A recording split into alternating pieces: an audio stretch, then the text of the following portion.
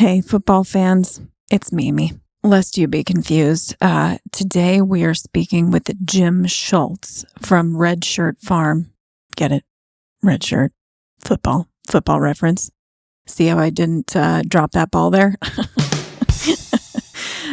Jim is an awesome interview. And let me just say, the real of Jim Schultz is he's a Renaissance man. And Jim owns Red Shirt Farm, which is a no-till operation. It's about 13 acres in western Massachusetts. And he's been at this for more than a decade. Jim came to farming slightly later than he had maybe originally planned.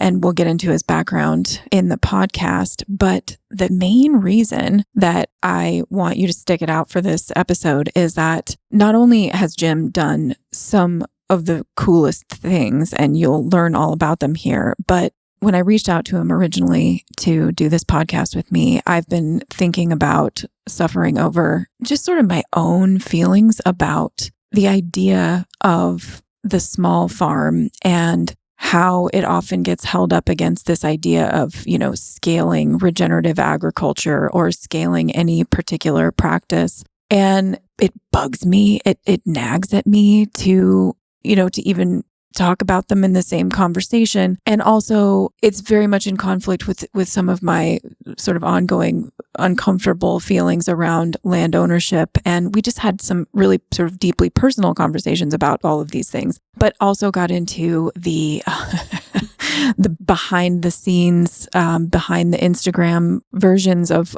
what we're all really going through and what we're all really trying to do. And it's one of those conversations that doesn't often happen. We, whenever we have these opportunities for conversations, of course, we want to highlight the best work of all of our guests and even, of ourselves. But it's pretty important, I think, to share the parts that are really hard. And Jim was very open and very willing to talk about some of those topics with me. So I'm really stoked to share that with you. And I don't feel like it comes off as a reason not to do this work. If anything, it sort of reinforces all my feelings around why we do this work. But it definitely is one of the themes that I'm desperately pursuing in another podcast that will hopefully follow this one, just around the structural support for the work that small diversified farmers are doing and how we might make everyone's lives a little bit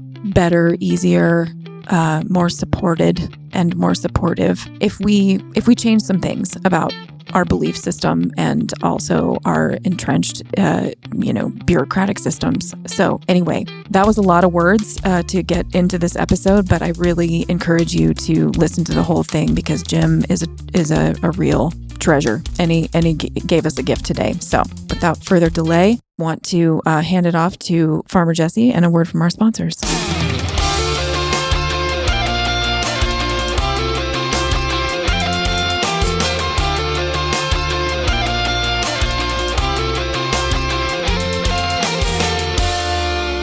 Today's episode of the No-Till Market Garden Podcast is brought to you by Tilth Soil. This Cleveland, Ohio-based company is producing some of the highest quality potting mixes out there. One of the biggest lessons I learned in farming is the importance of good seed starting mixes, and that's why I included Tilth Soil in my book and have been using their seed starting mix, Sprout, on my farm since 2020. Tilth Soil produces potting mixes approved for use in organic operations like our own. Their living soil is made with fully composted food waste they collect and process themselves. Whether you need a cubic yard super sack once a year or ongoing deliveries for your year-round operation, Tilth has you covered. The team at Tilth can help with shipping, coordination, and provide ongoing support throughout the growing season. To learn more, visit www.tilthsoil.com. That's tilthsoil.com. Today's episode is also brought to you by Farmer's Friend. In a world where the threat of food insecurity is quickly becoming the new norm, Farmer's Friend exists to equip, educate, and inspire growers to change the world through regenerative agriculture. Small farms are the future, and the future is now. If you need quality tools and supplies for your vegetable or flower operation, check out their growing selection of innovative and affordable tunnels, tools, tarps, and much more. Here at my home farm, we rely heavily on Farmer's Friend for our production. We have 3 of their Caterpillar tunnels. We use the silage tarps for occultation nutrition. Their row covers have gotten us through hard winters. And of course, the Quick Cut Greens Harvester has sped up our baby greens harvest tremendously. Visit farmersfriend.com/no-till today. That's farmersfriend.com/no-till. Or visit the link in the show notes and get free shipping on your entire order. All right, enjoy the show. Jim, I've really been looking forward to our conversation. Thank you so much for joining me. Well, thanks, Mimi. I'm really excited. Me too. If you wouldn't mind, could you just tell the listeners a little bit about who you are, kind of your background, how you got to be doing what you're doing, and then tell us a little bit about Red Shirt Farm. Like how big is it? What are you growing? How do you sell it? Sure. Well, actually, that might be the longest part of the interview, the whole introduction part, because people can't see me, but I'm an older farmer. I'm probably skewing that demographic of older farmers there. I just turned 61 last week, but I started out my farming career back in my early 20s. I grew up in a suburb of Boston, and like a lot of people, you want what you don't have. And I just dreamed of building my own place, homesteading, farming, while I was in this suburb of Boston, going to school but doing really well there. And everybody coached me, you really should go on. You should be a doctor. You're really interested in biology. And so I tried to stuff my dreams down a little bit and went to Williams College, which is a small, like little Ivy League type school in Western Massachusetts, to be pre-med. And promptly got there and realized that, and the reason I chose Williams is because it was in the country. And it's a beautiful college. Yeah, it's nice. And I realized I was a sort of a middle income kid that worked since the time I was 8 years old, mowing lawns to save up enough money to try to go to school. And I realized I was kind of in a crowd that I wasn't really familiar with. There was a lot of kids that came from a little bit more privilege and didn't have the aspiration to go on to farming. So, while I was there, they have a great program called Winter Study, where you get to take the month of January, which is usually wasted at a lot of schools, and focus on one thing. And I chose to go up to Merck Forest, this intensive for a month, where we lived in an unheated cabin at the top of a mountain to study winter ecology. And we were there with a group of, I think, 10 other students. One of the instructors happened to be a young guy who had just come out of Sterling College, which is a small-scale alternative school in northern Vermont that teaches small-scale agriculture and sustainable woodlot management, forestry, that kind of thing. And we were working horses up there at Merck Forest in the winter, just pulling stuff around. And anyway, that was one of the things you learn at Sterling. And so he convinced me that this is really where I should be and not at Williams College. So I took a year away and went to Sterling College and kind of fell in love with the lifestyle and the learning that was going on. It was just a 1-year program at that time. Now I think it's a 2-year program now. So I raised sheep. I worked with draft horses. I kind of put together a farm plan of what I wanted to do. But in the end, I still was pulled back to Williams College, and I was no longer pre-med, but I was an environmental studies major, and was kind of heading in that direction. I also took a class in pacifism and active nonviolence. It was the first student-run course at the time, so we had some advisors, but we ran the course. And one of the things I looked at was the sort of violence that's inherent in so many of our systems, one of them being education. When I say violence, I mean, we're kind of forced into this mold from the time we're little kids all the way up until we graduate and have to be pushed into the work world. And I said, this isn't how I want to learn. This isn't how I should be learning. So my final paper was sort of a treatise on the sort of the wrong-headedness of conventional education, and that I was leaving to go apprentice on small farms to really learn what I wanted to learn. And so that's what I did. I spent the next almost 3 years on different places. I worked at a small maple sugar operation up in Vermont. I worked on a couple of small farms, one of which was a horse-powered farm. It's actually called Horsepower Farm in Blue Hill, Maine, which was amazing. And I worked at an apple orchard, like I said, as well, and really kind of experimented on the things I wanted to do. But in the end, I thought that, I still needed some more education in this. So I took a semester, it was actually almost a year at New Alchemy Institute, which no longer exists. But it was a fantastic place where there's a collective of alternative scientists who are studying sustainable agriculture and alternative energy and all sorts of different systems. And I spent the better part of a year there before heading off to out to the West Coast to Evergreen State College to study ecological agriculture, and also I had a minor in education. So out there, I ran the student farm. It was an incredible place to learn because it was sort of the antithesis of Williams. The professors there didn't have to publish; they were all about education. We designed our own courses, and we had professors, and there was courses there as well. But we could design your entire curriculum. So I had courses in ecological agriculture where I had I had 4 professors for one of them, all teaching in their area of specialty. And so, I spent 2 years there and left with a BS in ecological agriculture and education. And from there, I went and got a master's degree in education. I'd met my wife.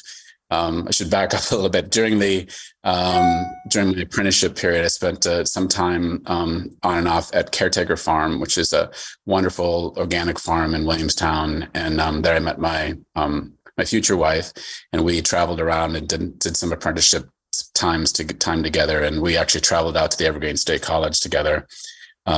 So we knew thought we wanted a family. We traveled back. She was studying dance therapy at Lesley in Cambridge, and I was doing a really great program in education where we were immediately immersed in the classroom after an intensive summer of education training, and then you do half the year in the classroom and half the year in a corporation with some education.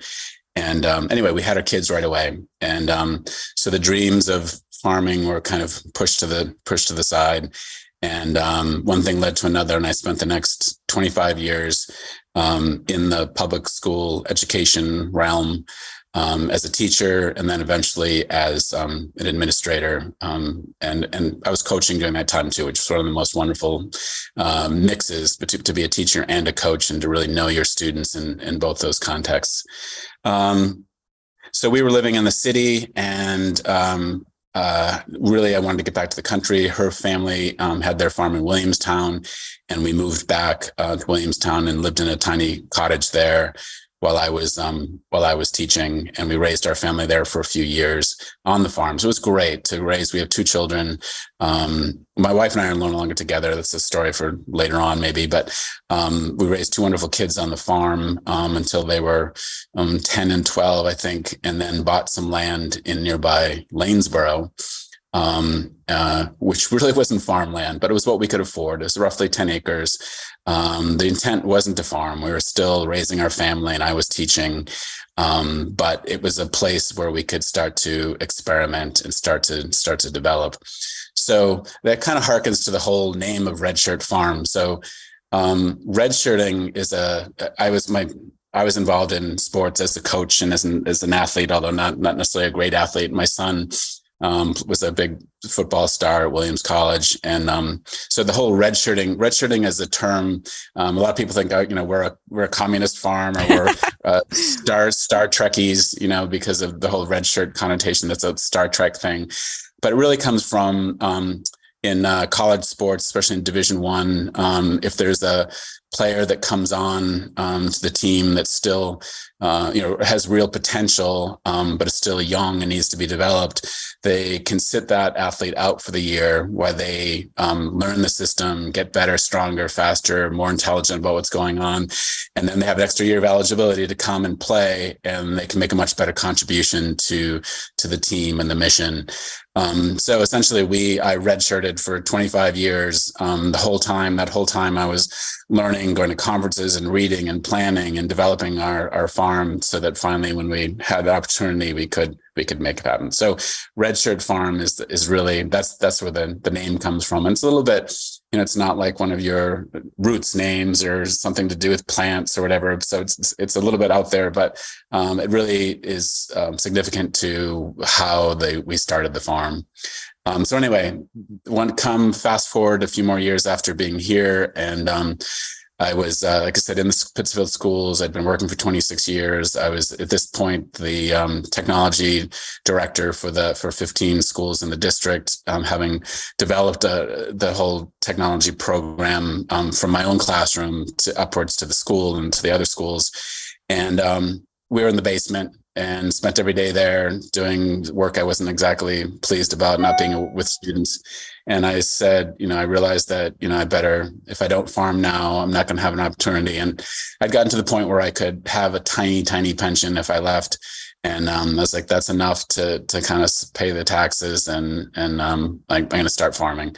So at that point, we had built up the farm a little bit, and we had a small CSA. And that was in 2015. And so since then, I've been farming full time, and we've grown the farm to, we now lease another 3 acres. So we're on 13 acres. We have 150 family CSA. We do 1 full-time farmers markets in the main season. And then we also do 2 farmers markets in the winter. We have a small wholesale piece to a high scale, sort of like a local family owned Whole Foods type establishment. It's really high end, really nice. So we market there sometimes, and then to a couple restaurants. So that's where we're at right now. And our farm is small scale diversified. Like I said, that acreage. We are primarily focused on sort of beyond organic vegetables. We're not certified organic, but we don't use any pesticides or herbicides, even those that are organically certified. We use some biodynamic techniques. We're no-till. We're focused on animal welfare on the animal side. We raise pastured heritage chickens and turkeys and pigs. We breed our own turkeys and chickens, and we buy in heritage feeder pigs. And that operation, the pigs are small. We just do 7 pigs, custom butchered for clients, and then we raise, again, breed, hatch, and raise all of our poultry. And we're licensed by the state to process on farm, and that's again an animal welfare decision, so that we can, from day one to their last day, we know exactly how they've been raised and handled, and that their last day is as good as their first in terms of just being on the farm and not having to be shipped away to an abattoir, and who knows how they're handled. We have a small orchard.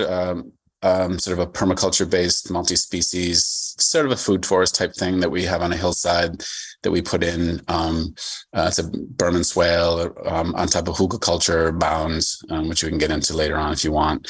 And then all of our animals are on pasture for most all of their lives and rotated on a regular basis.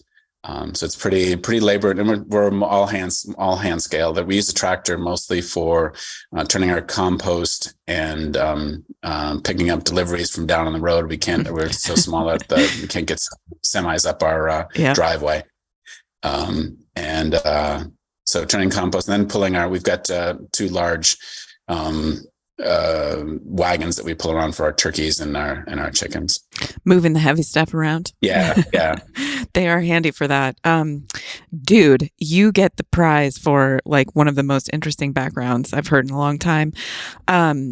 Just off chance, when you were at the Evergreen College, did you work with Michael Bugh at all? Yeah, Mike Bugh. He was the organic chemistry professor, but he also was I talked about having 4 different professors in ecological agriculture. He was one of the 4, and he was developing his own farmstead at the time, putting in grapes and trees, and we worked with him, Annie, my wife, my former wife, and I, for a couple of weekends up in his place. He was fantastic. How did you know Mike? I interviewed him. I've actually, when I was in doing my master's in forest ecosystems, he was a big hero because obviously he was one of the early mycologists. I mean, that field didn't even exist until Bugh, and so when I agreed to do this little side job here. He was one of the ones I wanted to interview, and I had to, obviously go a little bit off campus to make it fit the no-till growers. But there's so much he's so worth it. He was one of my favorite interviews. He's got so many great stories. Anyway, that's really cool that you got to be there when he was there. Yeah, I have very fond memories. He was such a character and just so, again, like the antithesis of your typical college professor because of everything that he was doing and all of his interests and his passions. And that's what was great about Evergreen was you got to know your professors totally on a personal level, and they likewise knew you for this, as well. So it was great. It's a very sort of collegial, I mean, in the true sense of the word, very collegial atmosphere there. I almost went there, and in a lot of ways that would have been a way better fit. I had a very similar college experience to you, where pre-med in a very in a school where most of the kids were in a very different tax bracket than me. So when people would be like, "Oh, college is the best years of your life," I'd always be like, "What? That's I might have made a mistake." So you are what brought you to no-till? Did you start no-till? Yeah. So the techniques back then. John Jevons and Elliot Coleman and the Nearings and so it was just it was the time of tillers, small the garden way or what was the name of them back then, the big red ones, and that was how you did everything. So tillage was conventional small scale rototiller type tillage was like the way that you broke ground and the way that you took care of weeds and everything else. So that was the school that I was raised in, and we I got a BCS as our first implement. We knew we weren't going to have a tractor at that time. So I got a BCS, and the only thing that came with the BCS was a tiller. And based on my background, and that was the tool that I had. And so when you got when all you have is a hammer, every problem's a nail, right? So we started out that way, and very quickly, it's like all the issues that are right now everybody knows are typical. The beds were beautiful and soft and fluffy, but after the first rain, you'd get that crust. And then the soil became, lifeless very quickly, and you had more weed issues, et cetera, et cetera. So, before we even knew about no-till, we were seeing these issues and starting to, try to reduce the amount of tillage passes we did and whatnot, and mulch more and cover crop more and whatnot. And then when no-till kind of burst on the scenes, it was like, oh yes, this totally makes sense. And so we went to permanent raised beds, and most broad fork is our probably the biggest intervention. We do still use a BCS. We use it primarily a rotary plow for raising our beds every other year. So we do sort of sheet mulching, if you will, in our walkways with wood chips and straw and any other organic matter. And we let that break down for the course of the season, and then go ahead and rotary plow that, kick that back up from the walkways back up on top of our beds. So we create permanent raised beds. We probably broad fork once or twice a year, depending on the crops that are going in. And then we try as much as possible in a commercial system where we're small and have to grow, all the way up until the end of October. We try to get our cover crops in, but a lot of times we end up we get maybe 25% of the farm cover cropped every year, and the rest is under mulch or depending on what the rotation is, will be tarping. Yeah. So everything's covered, but not everything gets cover crop the way we would like. And that's partly, like I said, a function. If we had more space, I didn't really mention that. So our growing areas, if I were to have chosen the ideal farm, I wouldn't have chosen the land that we're on. It's sort of a rolling hill. We have a big ridge in the middle of our property that runs north-south, and then fairly steep slopes off to the east side and down to the west. So there's only a flat area right up on top of the ridge, and everything else We have done sort of terraced beds. So then onto no-till. We just, as we started to see the advantages of an improvement in our crops, the less intervention we did, we moved more and more to that system. So as I said, with the BCS, we still use the rotary plow and we still use a power harrow, but only on those beds, only where it's appropriate. And then we have a flail mower for chopping any, if we're doing, arugula or spinach or any greens crop that we want to quickly terminate and flip. We have our flail mower. Mm-hmm. So those are the main tools we use with our BCS, and then the rest is mostly handwork. Yeah. Did it take you a while, or is it just always a work in progress for you to get the right rotations figured out and like which? Because for me at least, and I just basically grow the food for my family and a few others. I'm always figuring something out. There's always a better way to do it. No, and I think the more we kind of follow other farmers and other sort of bigger name farmers, and then keep delving into this. One of the things I love about farming, having been, partly is from my passion of having been a teacher, and constantly being, having to learn to teach. But it's just that how much there is to learn and how much there is to experiment with. Mm-hmm. And the only sort of regret is that, you only have so many cycles as a farmer in your lifetime. Right? Totally. Yeah. I mean, it's the blessing and the curse is you're on a fairly long rotation of your learning year. And then you get to apply what you learned to the next year when all the variables change. Right. But it's also my favorite. I mean, I think that lifelong learners or obsessive learners, they often end up being farmers in one way or another. So the rotation question, though, is interesting, and that's what I was starting to address. Because we're so small, the idea of having sort of rotational blocks where you can move from one crop family to another year over year and have a 3 to 5, 10-year rotation is really not feasible. I mean, even if we look at our sort of smaller blocks of multiple beds, it just doesn't make sense in terms of trying to fit it into our whole crop plan.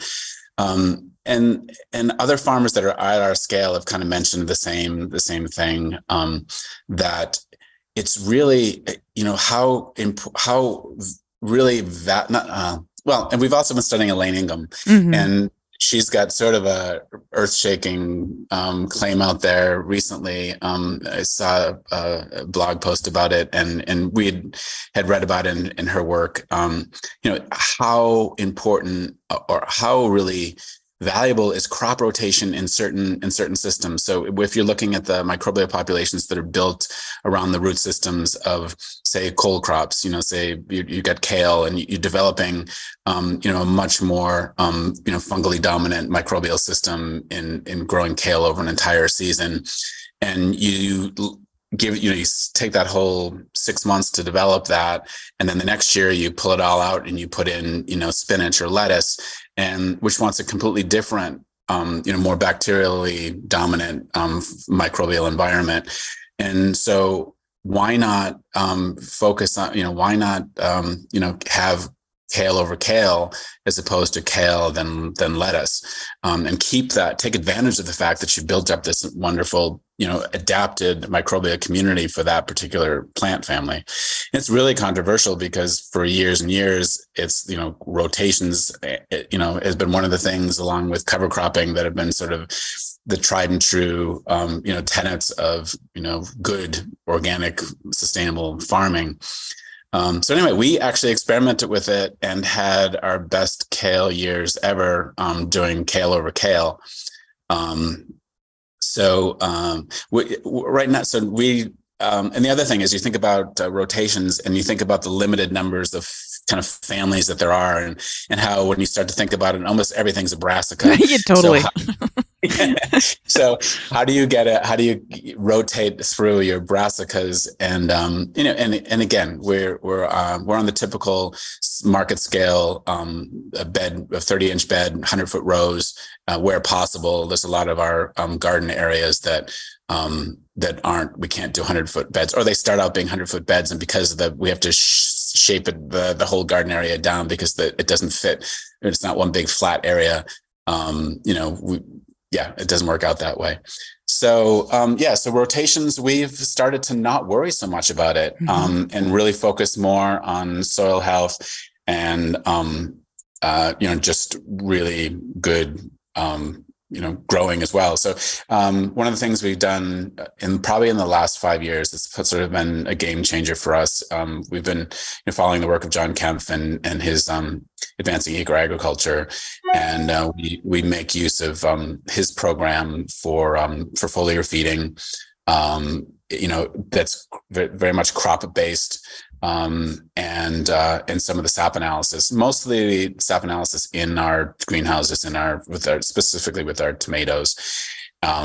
We, like many people, probably found that we had a honeymoon period with our, when we first put up a greenhouse in terms of the production and, low disease pressure and other issues. But then, you hit year 3 or 4 and all of a sudden those things start to crop up. And even, changing your plastic out and letting the rain come through and whatnot just doesn't totally address those.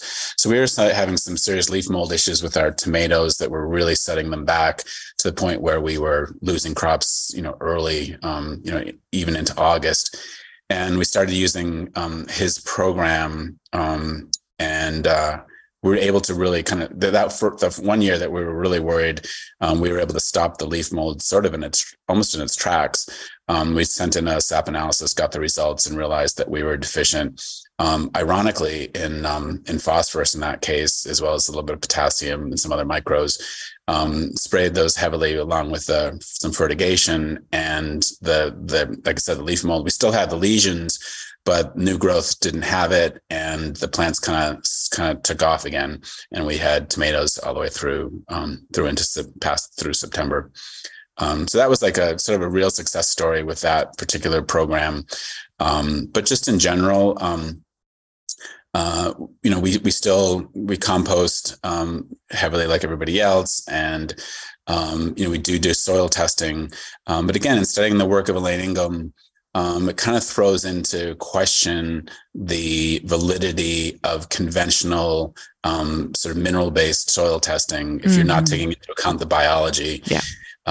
So, we started out, I don't know, maybe 10 years ago, following the work of Dan Kittredge and the Bionutrient Food Association, which in his early years was focused heavily on remineralization based on soil testing. And, we did that for a while, and I think it definitely had benefits. But I think there's limits to, like I said, the conventional soil tests and trying to remineralize based on just those tests alone. Right. And I think that it's really interesting, this idea of rotations. I've always thought, just from sort of like an ecologist's perspective, that it's so scale dependent, and it's so, it's so dependent on what you're trying to grow and what you're trying to accomplish. Because if you can, especially in a no-till system, if you can sort of achieve what you would call a sort of a climax soil ecosystem, the idea would be to just maintain that homeostasis as long as you can, even in a native biological system. Over time, you have a lot less turnover and rotation, and the rotation piece really is more, I think, it's about mitigating damage in large scale annual systems where you really are just never reaching that sort of homeostasis point. And so that rotation becomes a lot more important for disease suppression and things like that. Right. And so, yeah, you mentioned that, basically what we're doing when we're growing vegetables is, it's an annual system, and it's a very unnatural system because it is turning over every year. Nowhere in nature do you find a similar type system. So one of the things that we've started to focus on recently is looking more at trying to incorporate more perennials into the system. So we're working on a project with NRCS to do more perennial plantings for habitat for beneficials and for pollinators and whatnot, incorporated directly into our annual growing areas. So the challenge there is, you're giving up, quote unquote, giving up growing space, you're giving up beds. How does that work out? So we're trying to see if there's a way that the plants that we choose also have some sort of economic benefit. I mean, you also have to take into account the economic benefit of having less pest pressure, presumably, because you've got beneficials there, and then the whole underground ecosystem that you're developing by having those perennials reaching out into the adjacent beds. So anyway, we're looking at that, and that's again on small acreage. It's a little tricky to do, but we're hoping to come up with a system that could maybe be a model for other folks. That's really fascinating, and also just a tribute to sort of the way you work. I think being an educator and being sort of learning driven, you are kind of just prone to do a lot of innovative things. And one of the cool things I wanted to ask you about is the climate battery that you built. I know people will be very interested in that. So can you tell us a little bit about, what it is for people who aren't familiar with that term, but then also how you built it and what it's brought to the farm, or anything else you want to share about that? Sure. Yeah. So climate battery is sort of a appropriate technology in the sense that we are taking heat from a conventional high tunnel that would otherwise be exhausted all summer long, and storing that heat in the soil to be released during the shoulder seasons and the winter, so that we're really reducing our reliance on propane and fossil fuels to keep that house heated.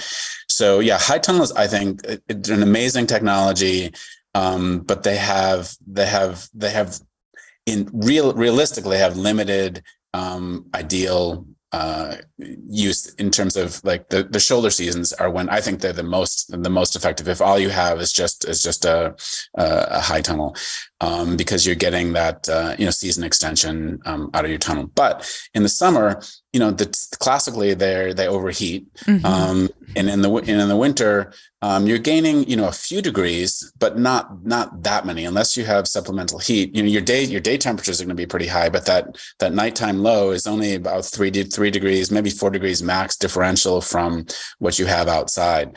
So if you're looking at your crops, you still are going to need supplemental heat if you're going to be trying to grow stuff through the winter that isn't a hardy green. So anyway, the climate battery is a way to take all of that heat. Like if you think about your classic high tunnel, typical, ambient temperature may be, anywhere from 75 to 90 degrees, but your tunnel is going to be pretty much in the 90s most of the time, so you need to be venting.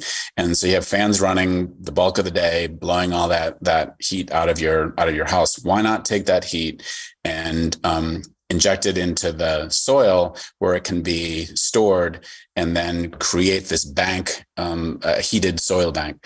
So what we did, and this was based on the work of Jerome Osentowski, who wrote a book, his name is escaping me right now, basically about climate batteries. He's at, I think, 9,000 feet somewhere in Colorado, and built a system where he's growing bananas at that height. They have the advantage of more sun than we do, but the concept was sort of proven out through his work. So what we did was take the area where we're going to put our high tunnel. We are limited in our space, so we just had a 30 by 72, not a 30 by 100 foot or 30 by 96 foot house. And we excavated down 4 feet. First, skimming off the topsoil. So we have good topsoil here. So we took the top foot and put it on one side in one pile, and then excavated down the rest of it down to 4 feet and put that subsoil on the other side. And then took standard off-the-shelf drainage pipe, perforated drainage pipe, and then some culvert pipe, so 15-inch black plastic culvert pipe as the terms escape me here.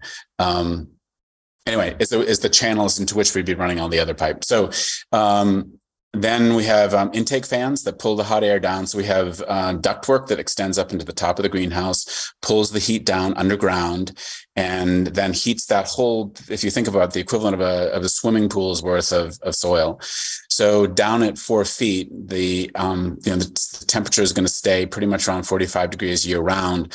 But if we can heat that to a higher temperature, so upwards of 65, 70 degrees, and create that extra bank, we can then take and use all that heat all winter long. So the fans that are there suck the air in and blow it through this whole underground system, and it's exhausted into the middle of the house. So it's basically just a big circle of air, and the air that comes is cooler and drier because we've taken that hot, moist air, pulled it down into the soil cools it, absorbs the heat, and also the extra humidity condenses in those pipes underground. So it's also kind of the soil and providing moisture, but then when it comes out, it's dry. So what you want in the summer, and we keep our house closed pretty much until mid to late morning, because that we're able to cool it and then also keep the air drier, so our fungal disease pressure is much lower. And then as we go through this whole summer season, then into the fall, that air now continues in the same cycle, but now we're taking cool air. So in the fall, and cool dry air, and pulling it down underneath, and that air gets warmed and moistened, and then it's put back up into the house. So typically, we still don't want to have a wet house, but that warm, moist air in the winter is a blessing for growing our greens. So the fans are just low powered, simple off the shelf fans that can be run with solar power. Ours are hooked to to our grid, but you can run them with solar power, and they just run pretty much all year round. We do have them on a thermostat, which turns them off if the temperatures get too cold, because when it gets super cold, the one caveat is that if you're going to be growing greens all winter, we had 2 nights last week when we had -20, and the climate battery just isn't going to overcome that differential. And if in trying to do so, you'd be exhausting just so much your heat bank, you're in that climate battery. So at those nights, we have a backup propane heater that just keeps the house from freezing. So we'll set it to high 20s, low 30s, and just keep from freezing off our crops in there. But the climate battery, for the most part, is able to keep us at right around 40 degrees for most of the summer. Most of the winter growing season. A combination of the heat that's been stored there, and also the fact that once you get down to 4 feet, your soil temperature is going to stay at right around 45 degrees anyway. During the winter, we do get some recharging of the battery on our super warm days. And so we're able to make it pretty much into January, February, growing our greens. And at that point, we're flipping the house to early tomatoes anyway, right, having to go use more propane. That's amazing. I mean, so, it doesn't sound complicated, but it's definitely, a significant amount of work. Would you do it again? So yeah, we did a financial analysis. We wrote a grant to get it done. And I should say there's 2 other systems in that house that really kind of put it over the top in terms of its functionality, its efficiency, and also its uniqueness. We have a thermal curtain, which is probably one of the most cost-effective technologies in terms of preserving heat. It's material, sort of a nylon material with integrated metallic strips, which are able to reflect about 60% of the infrared radiation that would be coming out of the ground or out of the tunnel at night. So if you think about, just having plastic on the roof, that is pretty porous with, if you will, to infrared. Even if you have the infrared reflectivity, you'd be losing a lot of heat. So all this is if you think about where your cross ties run across your bows, it's a material that is almost like you think like a Venetian blind. It's got a motor that pulls these curtains shut over the roof area, and then it has angled sides that angle down to the sides of the tunnel. And then on the sides of the tunnel, we just have an extra layer of heavy duty plastic that creates an extra thermal break with that dead air space. So those those are open or shut every night. And then during the summer, that thermal curtain is amazing for reducing heat gain in the house and keeping flower drop and pollen drop from our tomatoes from happening. Because we shut that at about, that curtain shuts at about 12:30 to 1 o'clock after the tomatoes have had a full morning of solar gain. Keeps the house much cooler, much more pleasant to work in. The tomatoes love it more and really thrive. We have two houses side by side that are identical, except for the thermal curtain and another material I'll talk about in a second. And it's just night and day difference in terms of productivity and in terms of just comfort level. So thermal curtain is one thing. And then the other is we put on solar wrap.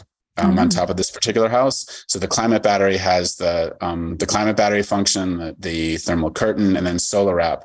And solar wrap is an amazing material that was developed over in Europe. That's essentially looks like a high-tech bubble wrap. There's bubbles that are about 1 inch in diameter all through the material. So you imagine just like heavy duty bubble wrap.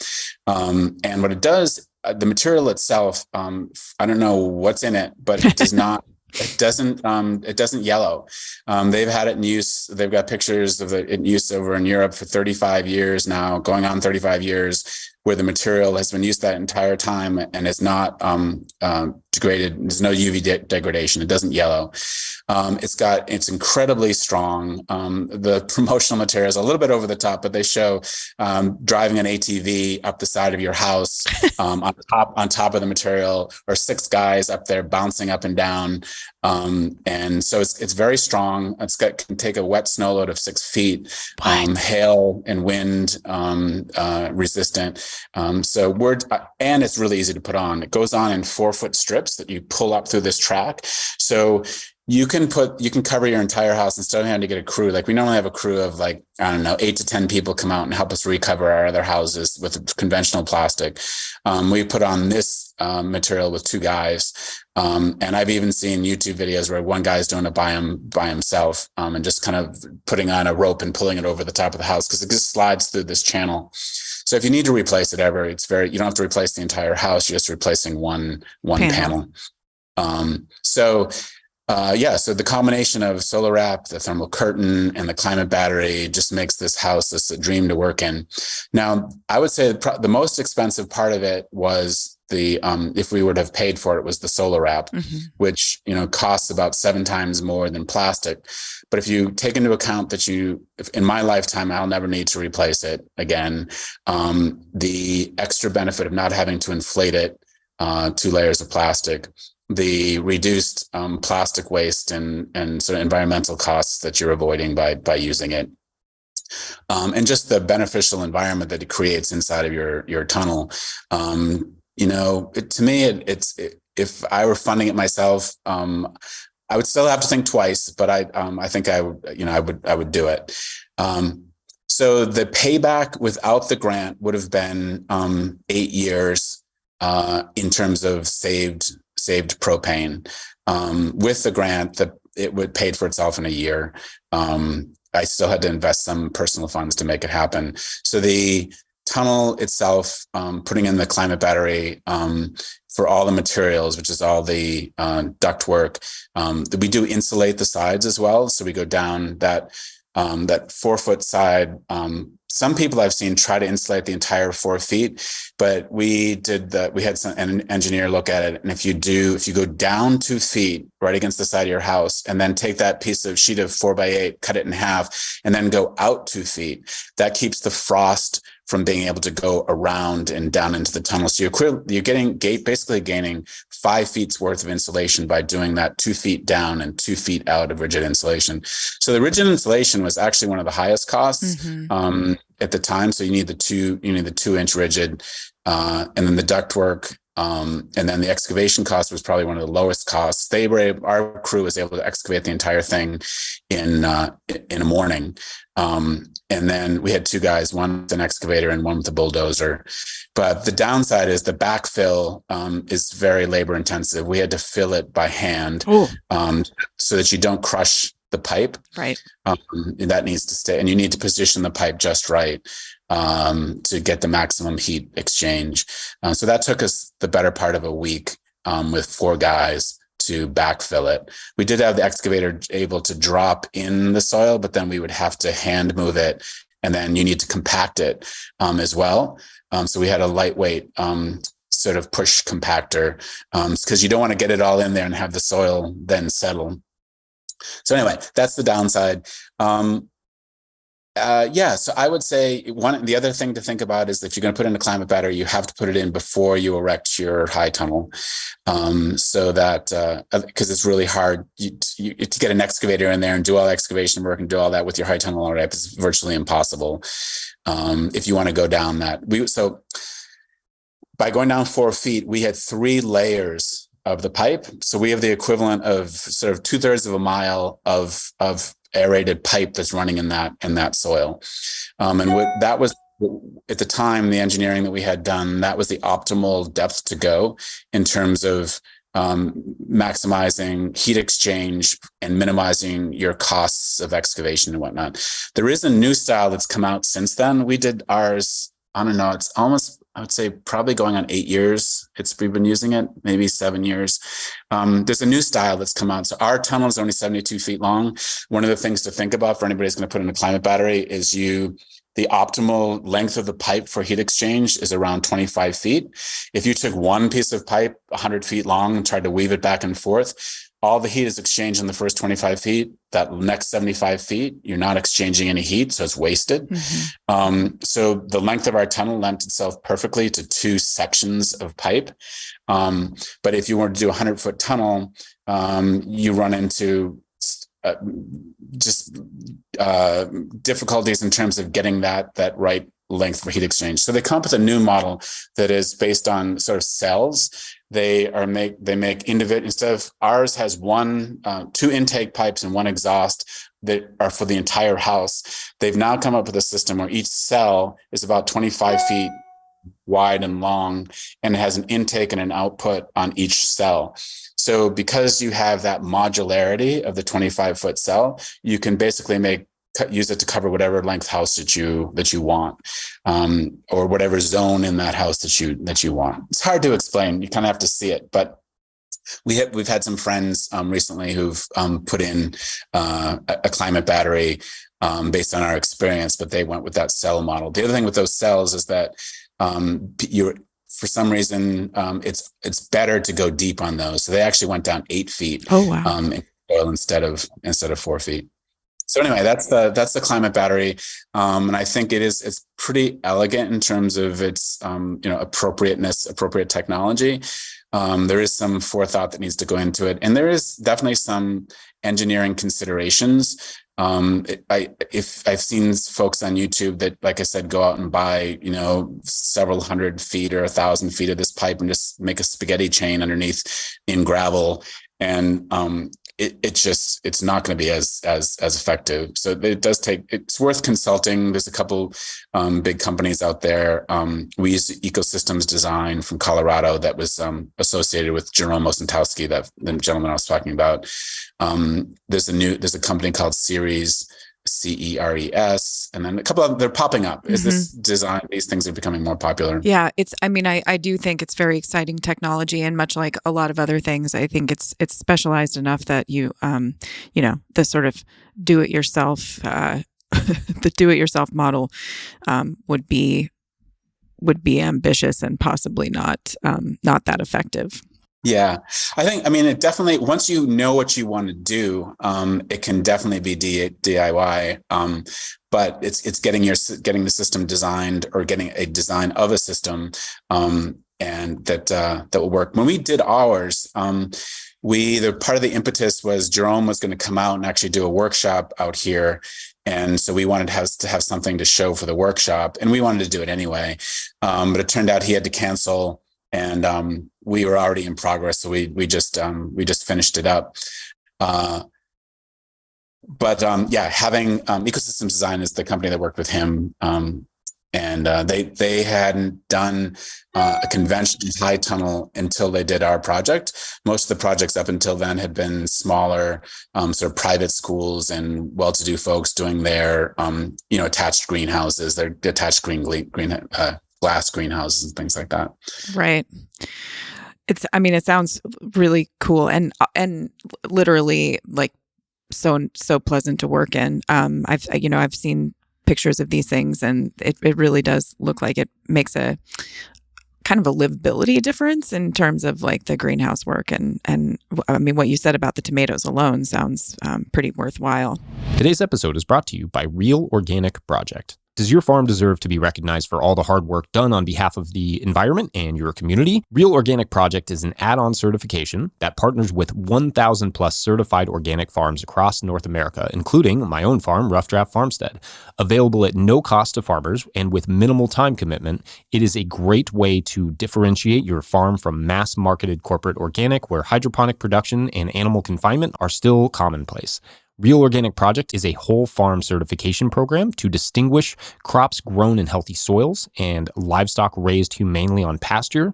As a farmer-led movement, we know many hands make for quick work. I hope you will lend yours by signing up for Real Organic Project certification today. Visit realorganicproject.org/no-till to apply. That's realorganicproject.org/no-till to apply. Today's episode is also brought to you by Rimmel Greenhouses. Whether it's tomatoes to market, flowers in the spring, or your family's harvest, growing in a greenhouse protected from the weather provides the right environment that you need for a harvest that you can count on.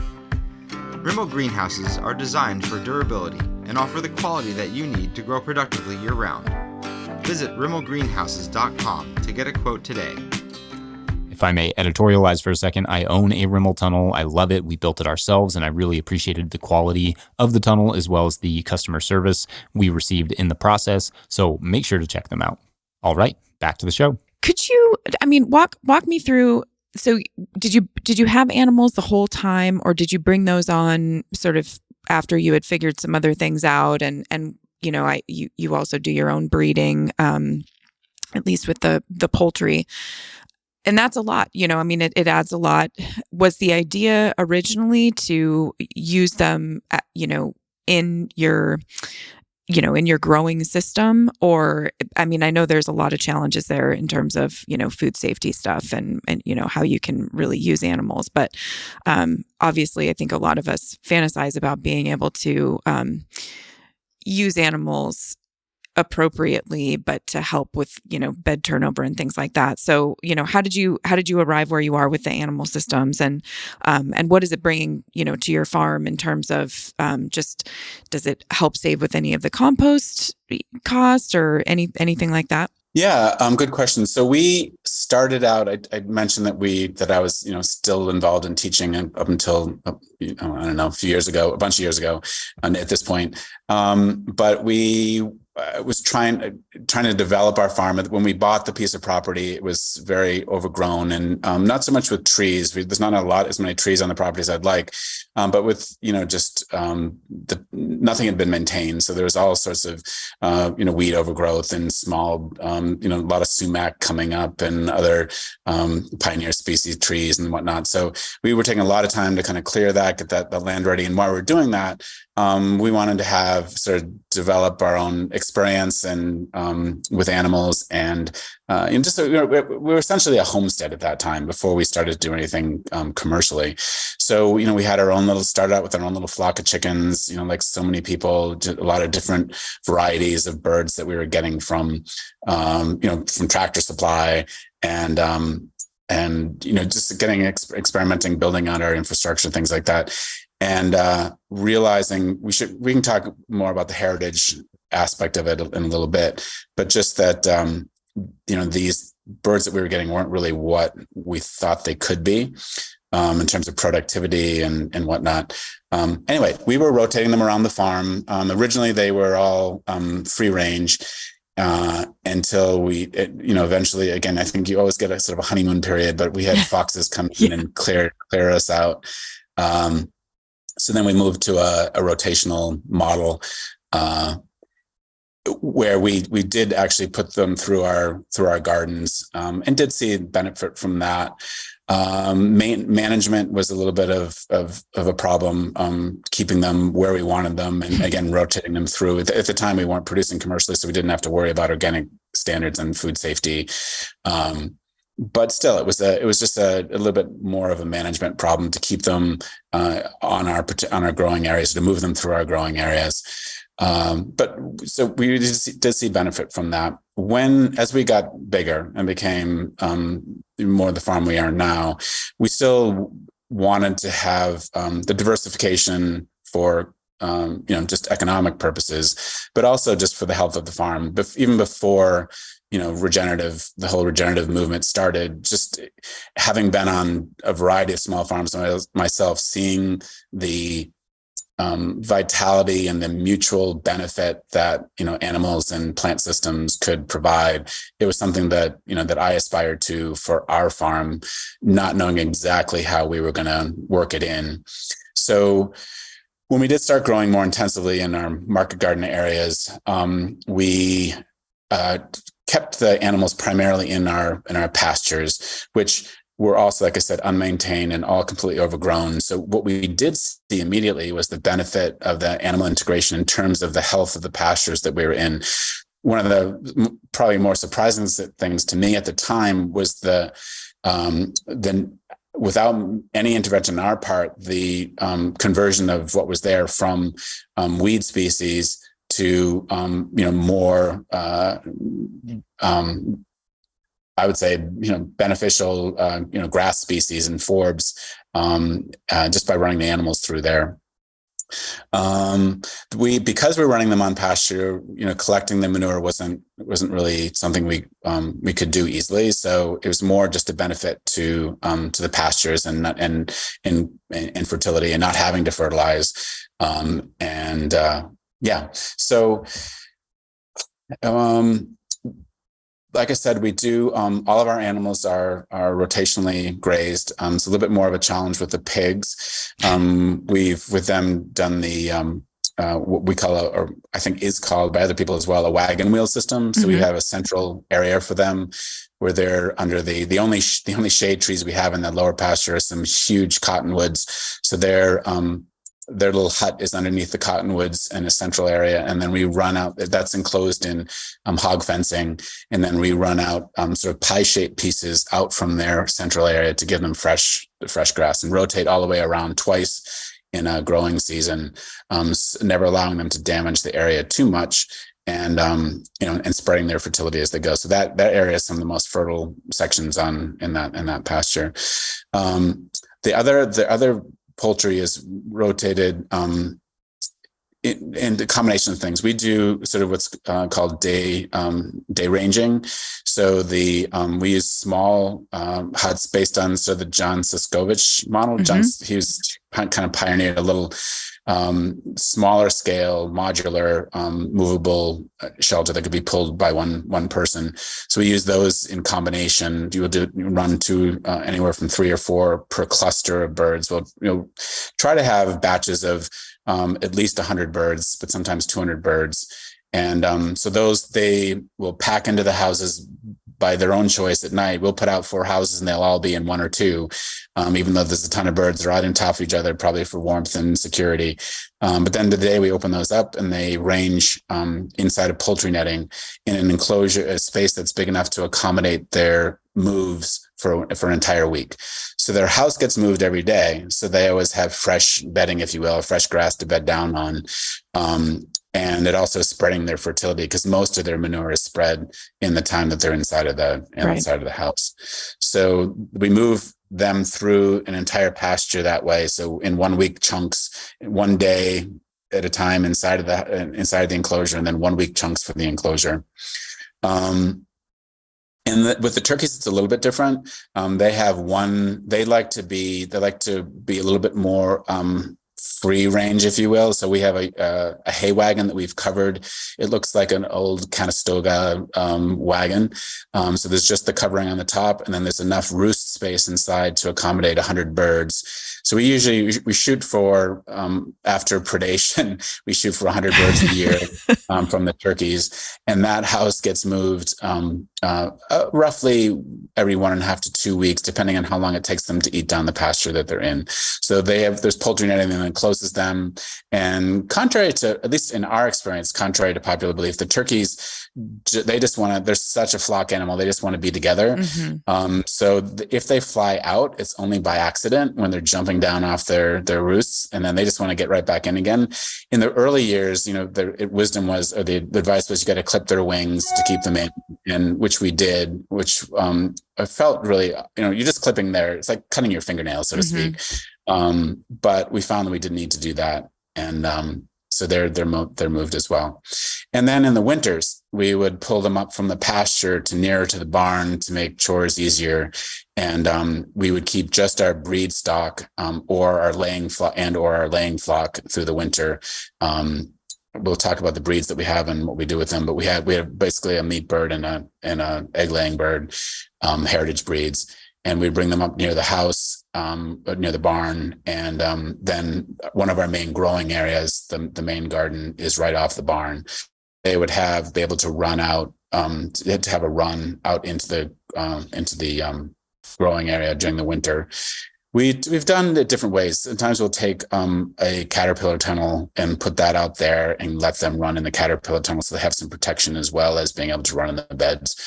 But our breeds are so hardy that we stopped doing that, and they just run out on their own if we put them out there. In the more recent years, like this year, for instance, we'll talk about our sort of our pivot and the number of birds that we have and things. But we actually don't have them out in the garden this year. They're just in an area adjacent to it. So to answer your question, a long-winded answer, I think in our scale of vegetable growing, there is challenge in terms of integrating animals directly onto your pasture. Again, when we did do it, we did see benefit. I think the scratching, the intervention that the birds are doing, it's almost like if you think of the Alan Savory model of hooves, driving in manure and urine and actually stimulating the soil microbiology. It's almost the chickens are just a much smaller cow, if you will, mm-hmm. and they're herding. So we did see benefit from that, but it's just the management. As we try to make from the start, we've tried to make a living at this, but just trying to find ways to be as efficient as possible and minimizing labor, while still having the benefit of the birds on our property. So one of the things that is really important to what we do and is part of our sort of value system is incorporating heritage breeds into what we do. As most people know, the predominant bird right now in the industry is the Cornish cross for a meat bird. It's over 99.9% of all the birds raised in the world are Cornish cross. Genetics are owned by, it used to be 3, I think we're down to 2 multinational companies. So you have to buy, you can't breed your own. You have to buy the stock in. It depends on the U.S. Postal Service at this point to be shipping them. So there's all these points of fragility in the system, not to mention things like the lack of animal welfare. The bird itself grows so quickly that you have issues with heart and organ failure, with broken spontaneous leg breakage, with having to maintain the feed so closely so they don't overgrow and overeat. So I think growing them on pasture is a huge benefit over growing them in a warehouse, which is how they're done predominantly. But even then, it's a marginal benefit. They're not getting as much benefit as the heritage bird does from the pasture, from eating the grass, from eating the bugs, from running around and developing the musculature for their exercise. Cornish cross tend to just sit by the feed bucket and wait to be fed their next time. So heritage breeds sort of eliminate all that. They can naturally breed and reproduce. They forage well. They do excellent on pasture. Although one of the things about chickens that most people may not know is that they're originally a jungle fowl and really want to be undercover and in more of a tree-based environment, which is what we're shifting to this in the coming year. I'll talk about that in a second. So we've been moving them on pasture. But if you watch them, they always have an eye to the sky. They're always worried about what's above them, and they do end up spending more time, I think, in their enclosures that are covered. I think partly for that reason.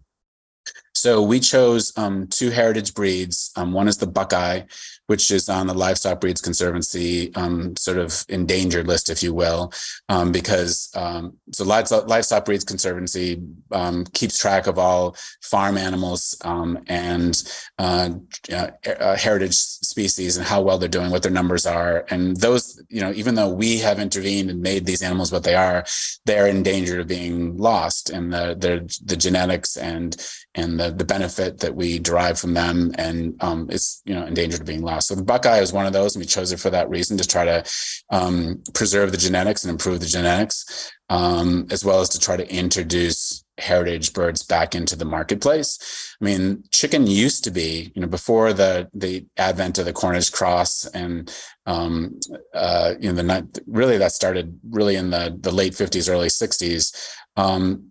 Chicken used to be something that you went to, your grandma's house on Sunday night. And it was a once a week kind of special meal. It wasn't this commodity protein source that you could have every night, or that came in little chicken tenders and whatnot. So we wanted to kind of bring that back, bring the flavor back. What's lost in the Cornish cross is it grows really quickly. It's a good economic model for farmers because they can have a bird that goes from hatch to, in 7 weeks, be ready for harvest. But what's been lost is the flavor and the texture and the whole culture and culinary aspect of these birds. So that we're trying to reintroduce that through the Buckeye, and to be honest, struggling for a while because instead of a 7-week growth cycle, it's an 18 to 20 week growth cycle. So it's almost over 2 times and sometimes 3 times as long to get a bird that is to the size that people are expecting. So we use organic feed. We have mostly manual labor, so the cost ends up being much higher. So you're limiting your marketplace somewhat based on cost, because people expect chicken to be dirt cheap because that's what the model has taught them. So our markets ended up being higher end customers. Ironically, people from foreign countries. A lot of times, a lot of our customers are Hispanic, from Central South America, from Mexico, and they tell us that they're willing. They have no problem paying the price. They want chicken that's real chicken that tastes like what they grew up with. And that's what these birds are. We have Eastern European customers as well that tell us the same thing. Private schools would buy huge numbers of times. So that would be, sometimes it was a pre-contract, but more often than not, they'd call up and say, do you have 200 birds for us for our big family harvest night dinner in October? And we'd be like, sure, it would be a wholesale sale, but that was helpful. But recently, this last year, we've been working with Dan Barber and Blue Hill Restaurant. And he's been buying a bunch of our birds, and we're working actually next year on a project to really look at the economic viability of reintroducing these into the marketplace. Dan has focused a lot. He bought some of our birds to trial with, looking at feeding a waste diet to poultry, much like they've done at Stone Barns with their pigs. So there's so much food waste from restaurants and supermarkets and things like that. They've come up with instead of, there are people that, go out and buy Wonder Bread and feed it to their animals, but Dan's looking at developing a menu, if you will, that is tailored to the nutritional needs of the animals that he's feeding. So they've done that with the pigs very successfully, and he's looking at doing that with the chickens as well. And so we're working with them next year to also trial not only the waste feed, but growing our birds in a model that's underneath. We have that multi-species orchard I talked about that's on a hillside. It's a Burman swale situation, but we would put our birds in the center there and have multiple feed areas coming off their central house, much like we do with the pigs. And we do alley cropping in the orchard. Mm-hmm. We've grown, potatoes, squash, garlic, onions, things like that in those alley crops. But this year we're going to grow small grains and have those available for the chickens to eat directly as they forage underneath the trees, which will give them that canopy that they so desire for protection, more feed. Some of the problems we have in the orchard are with insects. Mm-hmm. So they'll be eating those down. And anyway, we're really excited about the opportunity to be working with Dan Barber and his all the innovative projects that they're doing at Stone Barns, this being one of them. So we supplied Stone Barns with heritage chicken through this growing season, and we'll do that again next year. And so it's an exciting opportunity, and hopefully with Dan working with us, we can make this a more economically viable solution. One of the things he wants us to experiment with, and we will be trying it out, is to see what happens if we take this heritage bird, which is a multi-purpose, eggs and meat. The buckeye is probably the best, I would say, the best meat bird of a heritage bird, mm-hmm. but it also is a decent egg layer. What happens if we take those birds and raise them past the point of their meat via meat production? So when there's a young hen or a cockerel, what happens if we take them past that to sexual maturity, where they're laying eggs, and we're getting a farmer can get an egg crop? And some of the best flavor of these birds is when they are more mature. When we take them, they're at that, sort of what is considered the ideal. But, coq au vin, mm-hmm. An older rooster, has amazing flavor, as do older hens. So we wouldn't take them quite to the stew hen phase for the hens, which is where they've been, they're a year to 2 years old and they've been laying all that time. They still have amazing flavor and a lot of good fat, that schmaltz that is so prized by the Jewish grandmothers. But we'd take them a little bit earlier. We'd get them through an egg laying cycle, then maybe take them at right around a year or just before a year and experiment. What is the flavor and how much more economic value have we gotten by also getting them to the egg laying phase?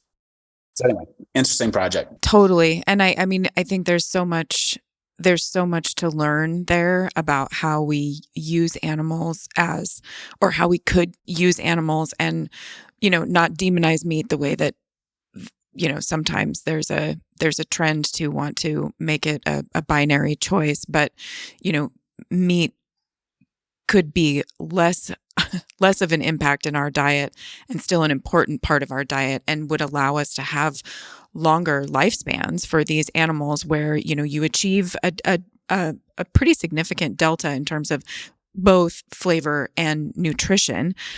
It's better for the animal, and then you can use them differently in different applications in the landscape. And I think that if we were to move towards better utility and more sort of a more ecological model for growing animals that we harvest for meat, that lifespan is a huge part of that. And just that sort of, familial groups and being able to keep multi-age, groups together.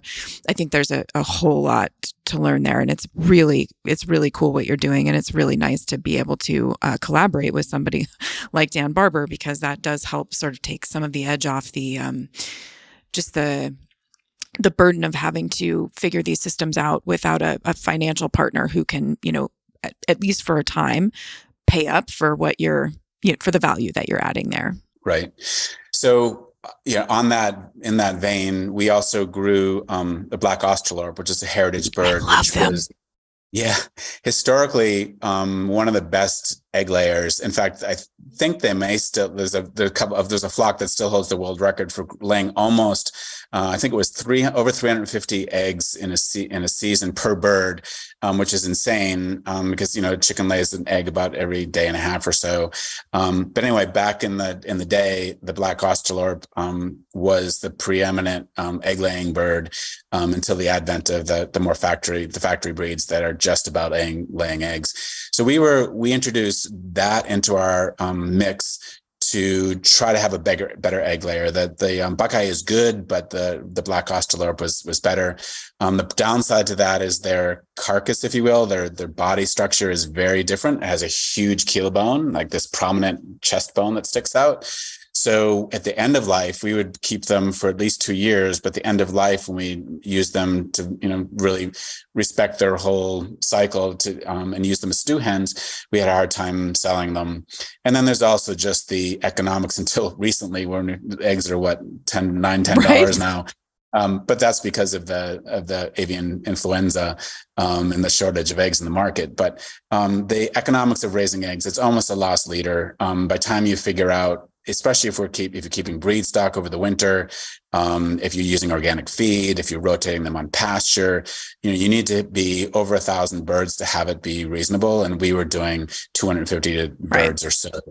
So we've just this year decided to cut that from our mix and focus on the Buckeye. Mm-hmm. We also do heritage turkey called the Standard Bronze, which was the original American turkey. They came over with the Europeans, with the Pilgrims, and were interbred with the wild turkeys here, and then some more back and forth across the Atlantic before they came here as the sort of like the original Thanksgiving turkey. Flavor is amazing. Both of the Buckeye and the our standard bronze turkey are on the Slow Food Arc of Taste. Slow Food International is an organization that focuses on food that's produced slowly, mm-hmm. traditionally, that focuses on flavor and nutrition and nutrient density, and also has a story to it. And both these birds do. So we've had success with them. Turkeys are notoriously difficult to raise because the poults are so fragile. Yeah. Anyway, we've also decided to, even though we've gotten amazing traction, they're all sold out before, at the beginning of September, before we even announced, we'll have 100 birds and they're all sold out.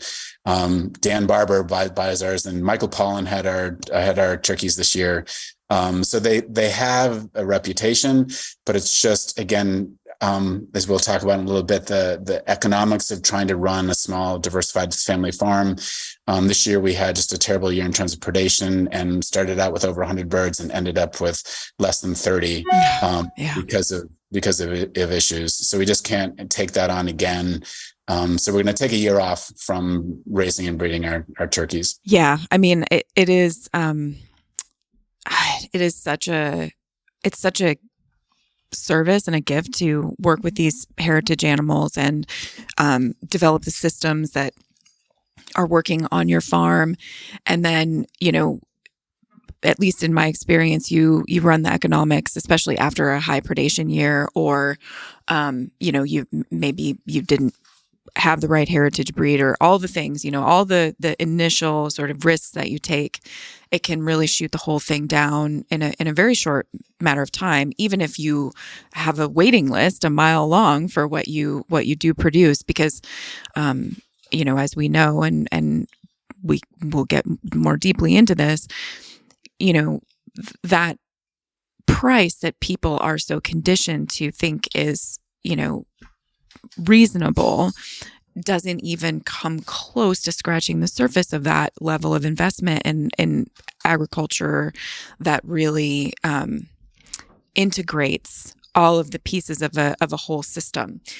So I would like to kind of pivot there. And, I think one of the better segues, especially with regards to Red Shirt Farm, is that you have been, and we've talked about a lot of the sort of aspects of this, but you really have led with your values, I think, in everything that you've decided to do there, which is, it's a hard thing to hold up over time. And one of the things that you have been super committed to is food equity. And yeah, we've been talking about all of these very expensive investments that you've had to make to be able to support these systems. Like you accept SNAP and you do some subsidized shares. And can you talk a little bit about how that's been received by the community or supported by the community, or where you see opportunities or challenges in being able to hold that up over time? Well, first, I want to kind of bridging both the segue and on both sides of the segue. I think there is just such an incredible craving in the marketplace for these foods. I mean, cost aside, people really value. Not everybody. I mean, again, there's a huge portion of populations that's been enculturated into the food system that prizes cheapness over quality. But there's so many people that value the quality and the type of food that we're producing, even though it ends up being more expensive because of the cost that it takes to raise it. But how do you bridge that gap? How do you meet the needs that people, I think, just intuitively, intrinsically feel for goods, not only for taste, but for the nutrition? Their bodies are just craving this. How do we bridge that gap? And that's kind of what we're trying to do here at Red Shirt. And I think people are really gravitating towards it. Even we serve a population that is over 30% SNAP HIP.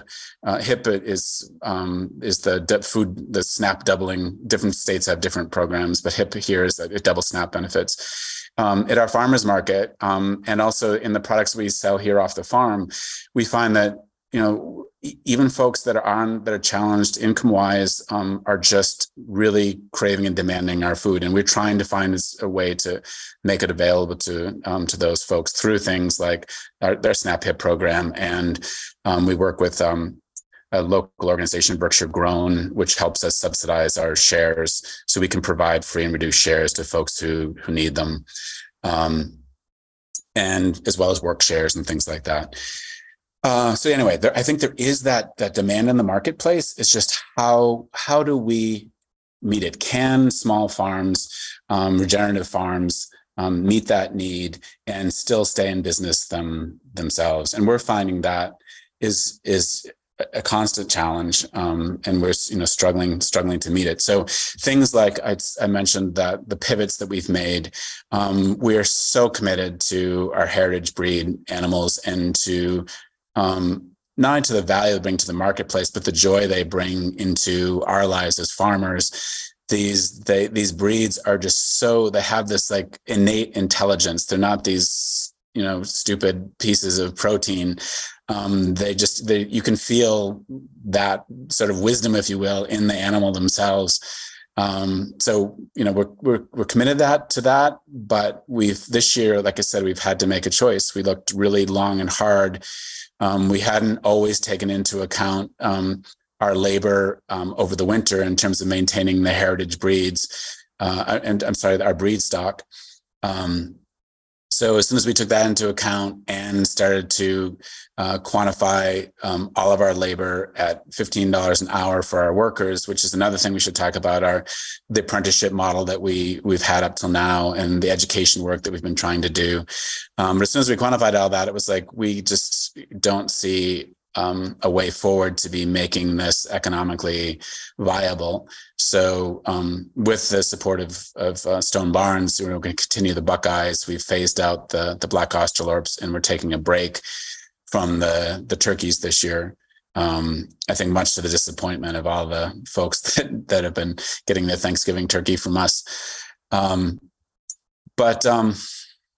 Yeah, and so even things like the no-till model that we've chosen is extremely labor intensive, as opposed to other ways that we could be doing it. Applying all of our mulches and our wood chips in the water, and broad forking all of our beds, and doing a lot of hand shaping, of the beds, and hand transplanting and whatnot.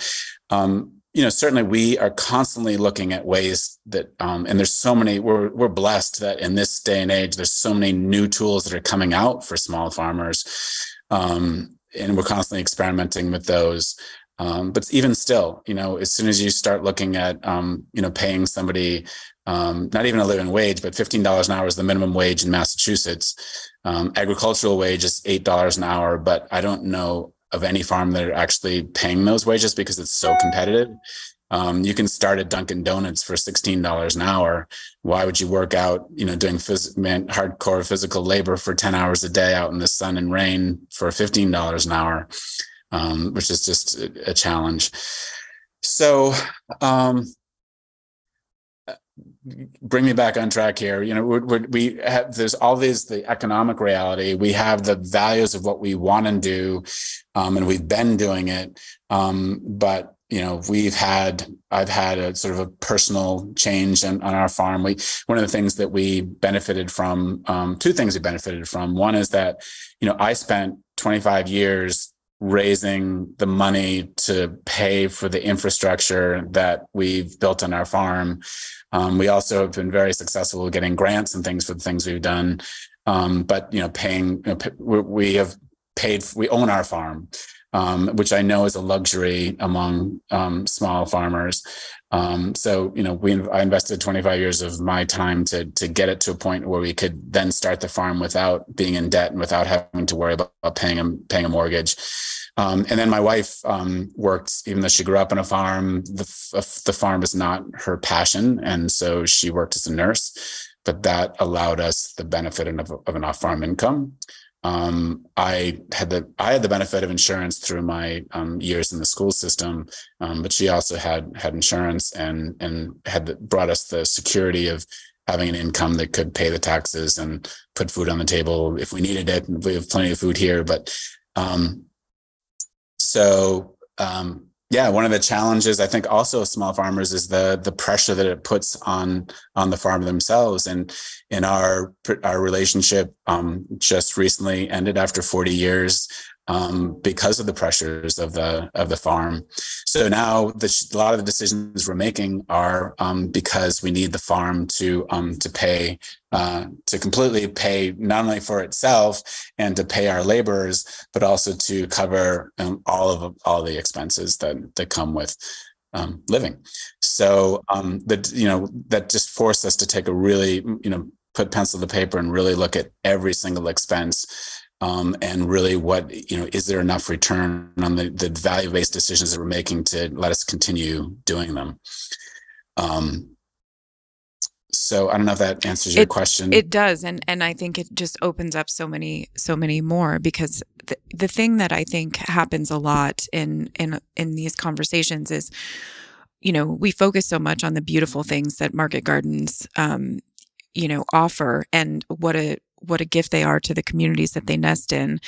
And yet they oftentimes, especially in challenging times, they are real support structures for, regional support structures, but they're also sort of considered sort of luxury / anecdotal, in other words, expendable, sort of luxury. And yet there's this huge suite of benefits to a community when those farms are thriving and being supported over time, regardless of, the challenges of the year, et cetera. But we're at a point, I think, societally where there's just those lines aren't crossing quite properly, because there is this huge food system that really looks very, very different, and it's a net. I think it's a net that people fall back into when times are tough, or it's just not convenient to participate in a much more holistic, much more sustainable food system. And I really wanted to get into this today with you because you've been so open with me, and we've had so many great conversations about, there's this thing that we do as farmers, especially, in our families and our relationships and within our communities too. I mean, we feel like we need to present this sort of unshakable, and altruistic front where, whatever the world is throwing at you, you have this Instagram picture of all of the, and all of it is true, the successes and the systems that you've built and the quality of your produce. Nobody can challenge the reality of those things, but they don't necessarily have to pay for it.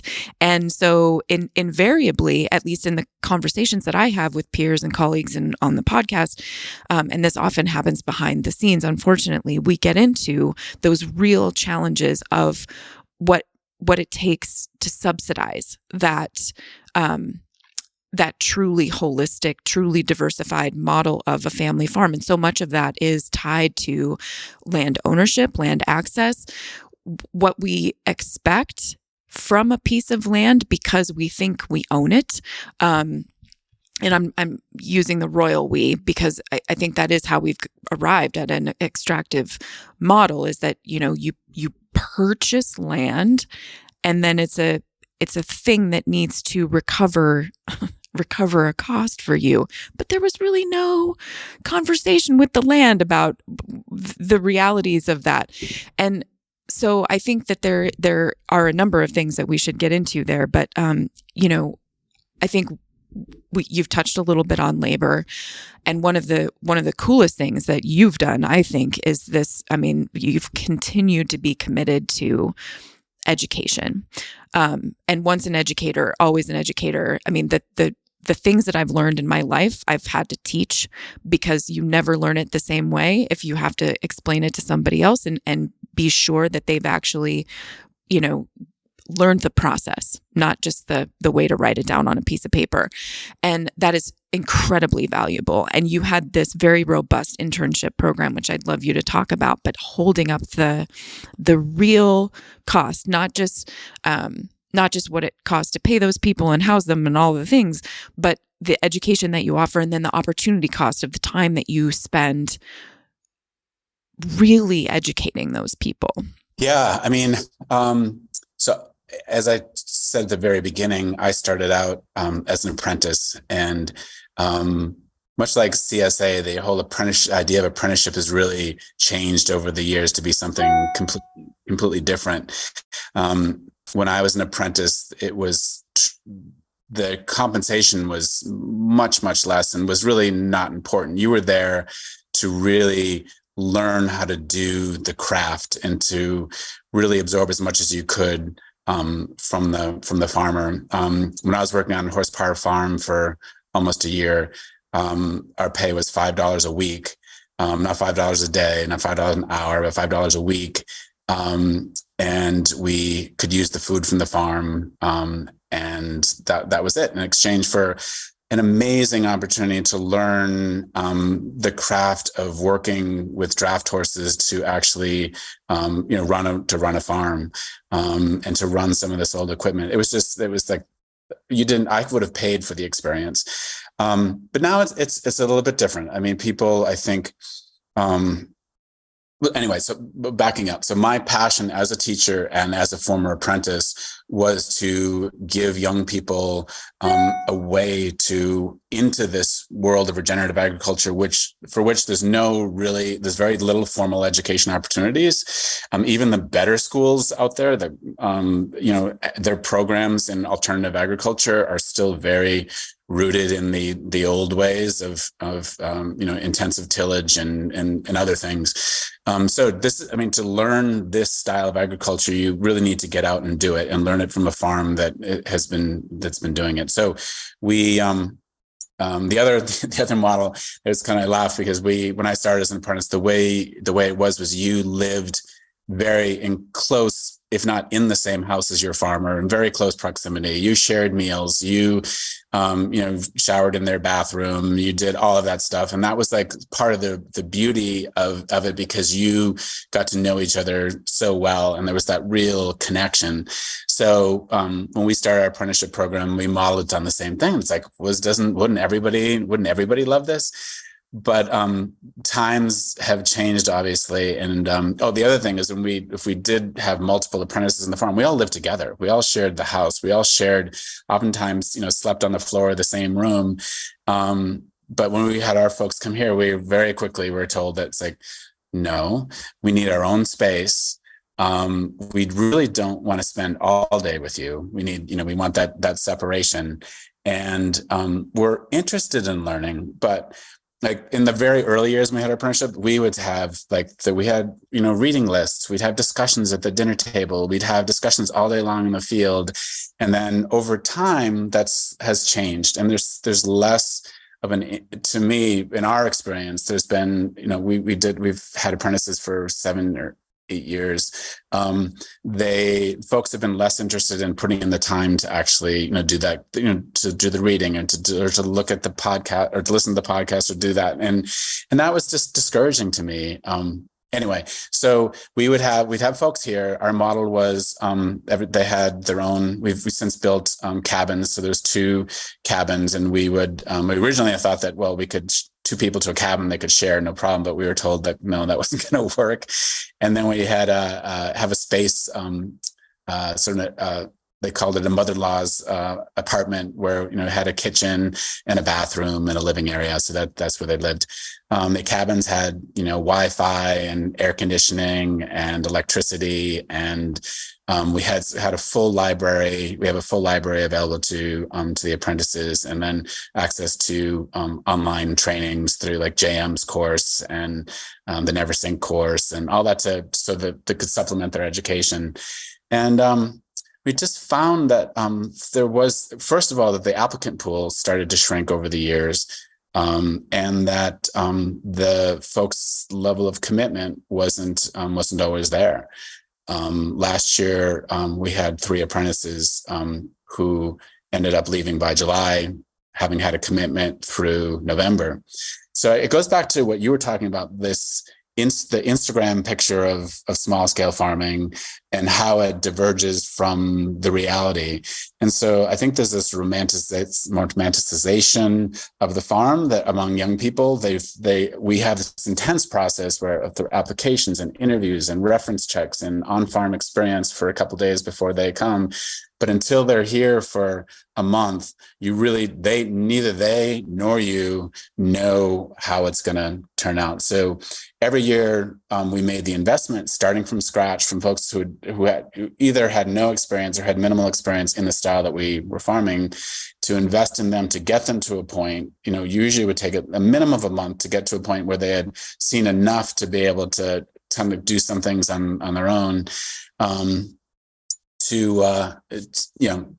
just to kind of reload every year to find the people and then to retrain them was a huge investment. And I think initially, because of my passion for teaching and learning in the apprenticeship model, we made it work. But after this last year, we've since decided that we can't afford to do that anymore. We need to change our model so that we are encouraging year-round employees, which means higher wages, benefits, year-round employment, We can talk about it a little bit. We're building a farm store and commercial kitchen on the farm through some big grants that we've gotten to try to develop that model where we can have at least one, if not two people that have employment year round.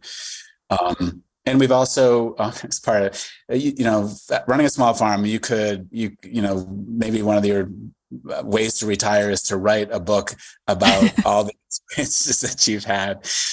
But last year was another. So after our 3 apprentices left, we reached out to friends in the immigrant community, and they connected us with a family from Colombia that was looking for housing and employment. They were seeking asylum from drug violence in Colombia. And so we welcomed them into our farm, and they had been on a farm but weren't farm workers and didn't speak English.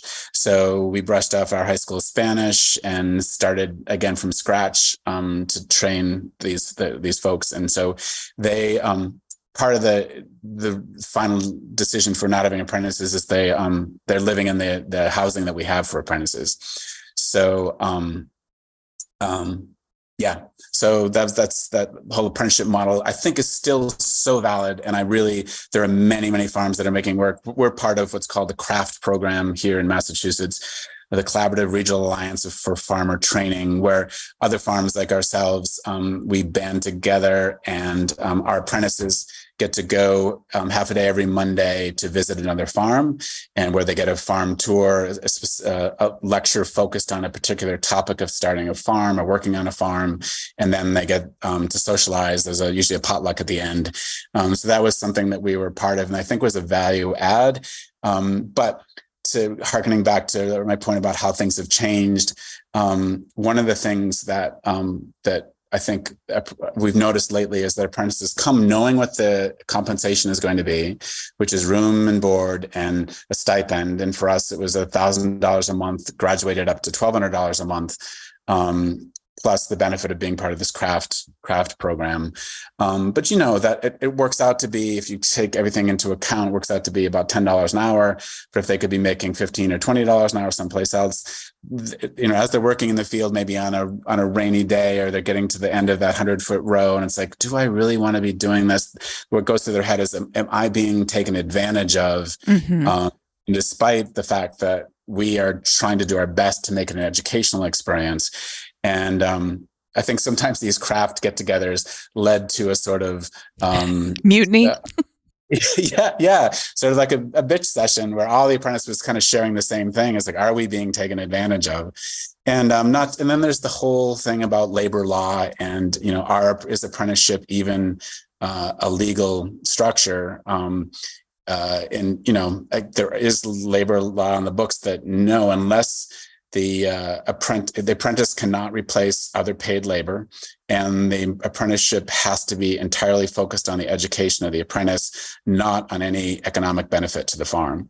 And so if you take those two things literally, it's hard to justify legally that you can have apprenticeship. So that whole confluence of events and things and learning about that has just made it, kind of the writing on the wall is that, no, we want to move to a full-time paid employee model. And unfortunately, we'll let go of that training piece. The benefit, not the benefit, but the sort of upside is, in addition to the apprenticeship model, we are a host farm for an organization called Roots Rising, which takes young folks, high school students from nearby the city of Pittsfield, some of whom are disadvantaged, others of whom have other issues that they're working on, but uses the farms, a suite of local farms, to provide a training ground for personal growth, group dynamics, work skills. And so they come to us every week through the spring and fall, and then after school, and then during the summer for a full day every week to work on the farm, and then do other sort of personal and group growth enhancement activities. So they'll spend the morning, like 2 hours in the morning, doing stuff focused on their group, and then they'll come to us and work for 4 to 5 hours and then finish the day with another group session. So it's just to see the growth in these young folks, partly through, most of them have never been on a farm and are loath to get their white sneakers dirty if they come with those, or to touch a worm, or to see an animal defecate. It's like, oh my God, it's like the worst thing you can imagine in the world. But by the end, it's like they're in with the pigs, and then they're down hugging them, and they're just, doing all the farm chores. And so Roots Rising, I think will be a way for me to continue to satisfy that itch to be involved with young people and see personal growth. Well, and I think, there is something to that intervention at that age, because I think one of the things that has happened and has led to this kind of issue that we're talking about. Just to be totally transparent and fair, at this point in my life, you couldn't pay me to take an intern. I can't. It's just not worked out so many times that you can't afford it anymore. And one of the things that I've thought a lot about is that, when I was growing up, and I did grow up on a farm, and a lot more kids, even in that generational shift, grew up on family farms that don't exist anymore. And the smaller farm model, or even, the mid-size farm where all the, at least in my experience, all of us kids, there were 38 kids in my high school class. More than half of us worked for one farmer in our summers. And that was what you did. That was how you earned a little bit of money, but it was mostly just how you stayed out of trouble and got a little, sharpening of your work ethic. And that's not, kids can't do that anymore because they're building their college resumes basically. And so I think that's missing. And that intervention at that age is the pivotal time. It is when I truly found what I loved most in this world. And that's, biology and just all of everything in the natural world. I fell in love with it as a much younger child, but that's where it really stuck in me that was what I wanted to do. And I just don't think kids have that opportunity at that age anymore, at least most of them. And if they do have to work, it's often in McDonald's or something like that. And they do get this sort of, the expectations have shifted to the point where when a lot of people want to intern on farms now, they're maybe in their 20s, maybe even in their early 30s, and they've become entrenched in this sort of system of expectations around, what they need to have to survive and also what they're willing to do to learn. So I think that there's a lot packed into what you said, and I love that program. I've looked into that program as well, and I think they're so lucky to have you because of your background too. It's kind of a win-win. I just wanted to say, because before I didn't know if we were going to be transitioning right here, that I don't want to paint such a terrible picture. When I think back on our apprentices over the years, there have been a few of them that have gone on to start their own farms or to be managers of the other farms. And I continue to get, texts from people about, what should I do with this? Or, what variety are you doing here? Or things like that just reconnect me with these folks that are still learning and whatnot. And it's really, that's heartwarming. So I think, I don't want to, again, paint a completely negative picture, because no, me neither. Yeah. Things that come out of it, including you mentioned the older folks. We've had folks in their upwards of 50 in their 50s come and work with us, making life changes. And that individual still is one of the people that went on to become a manager at another farm and has just totally changed his life.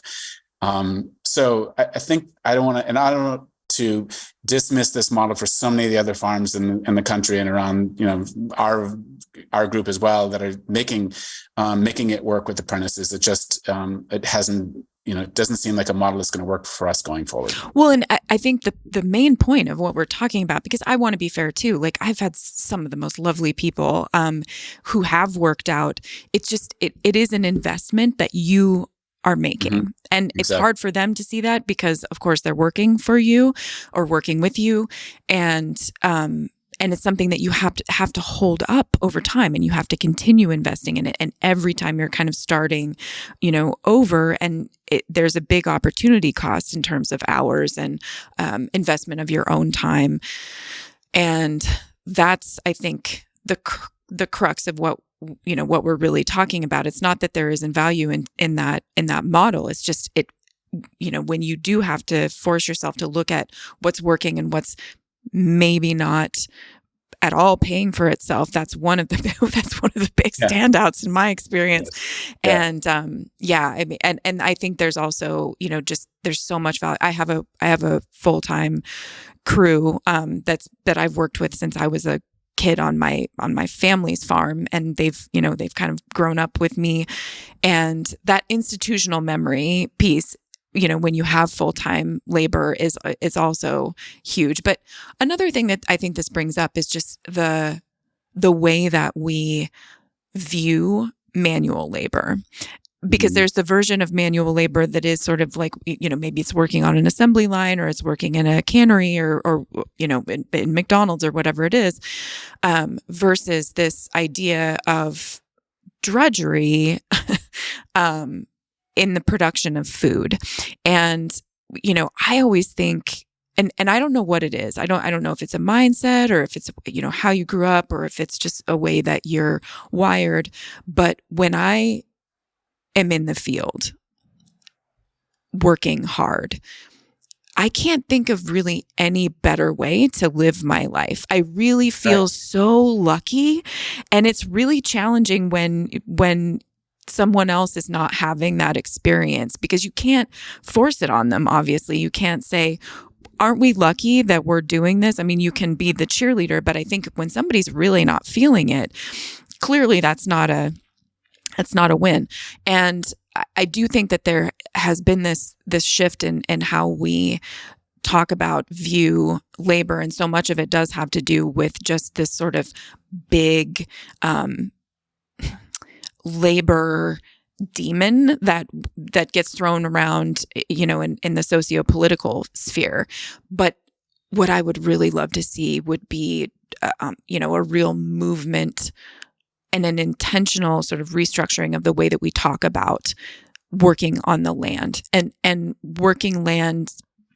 We need more people. We don't need less people. We don't need more ways of shaving people off the land. What we need is, for people's minds to change, they need to touch and feel what they depend on.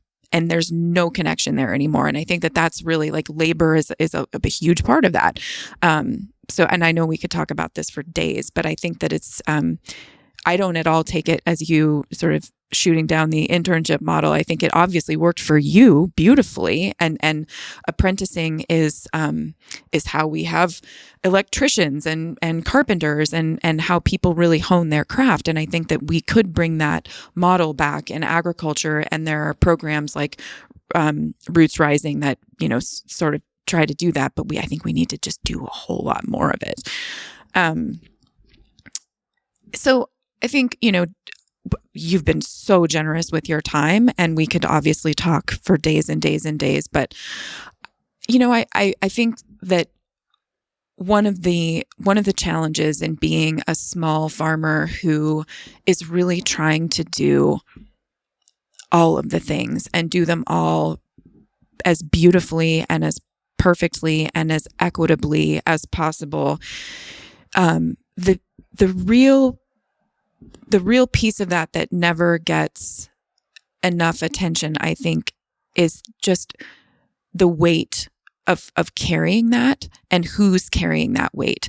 Because our communities used to be structured a lot differently, where the dependence on that, the success of that family farm,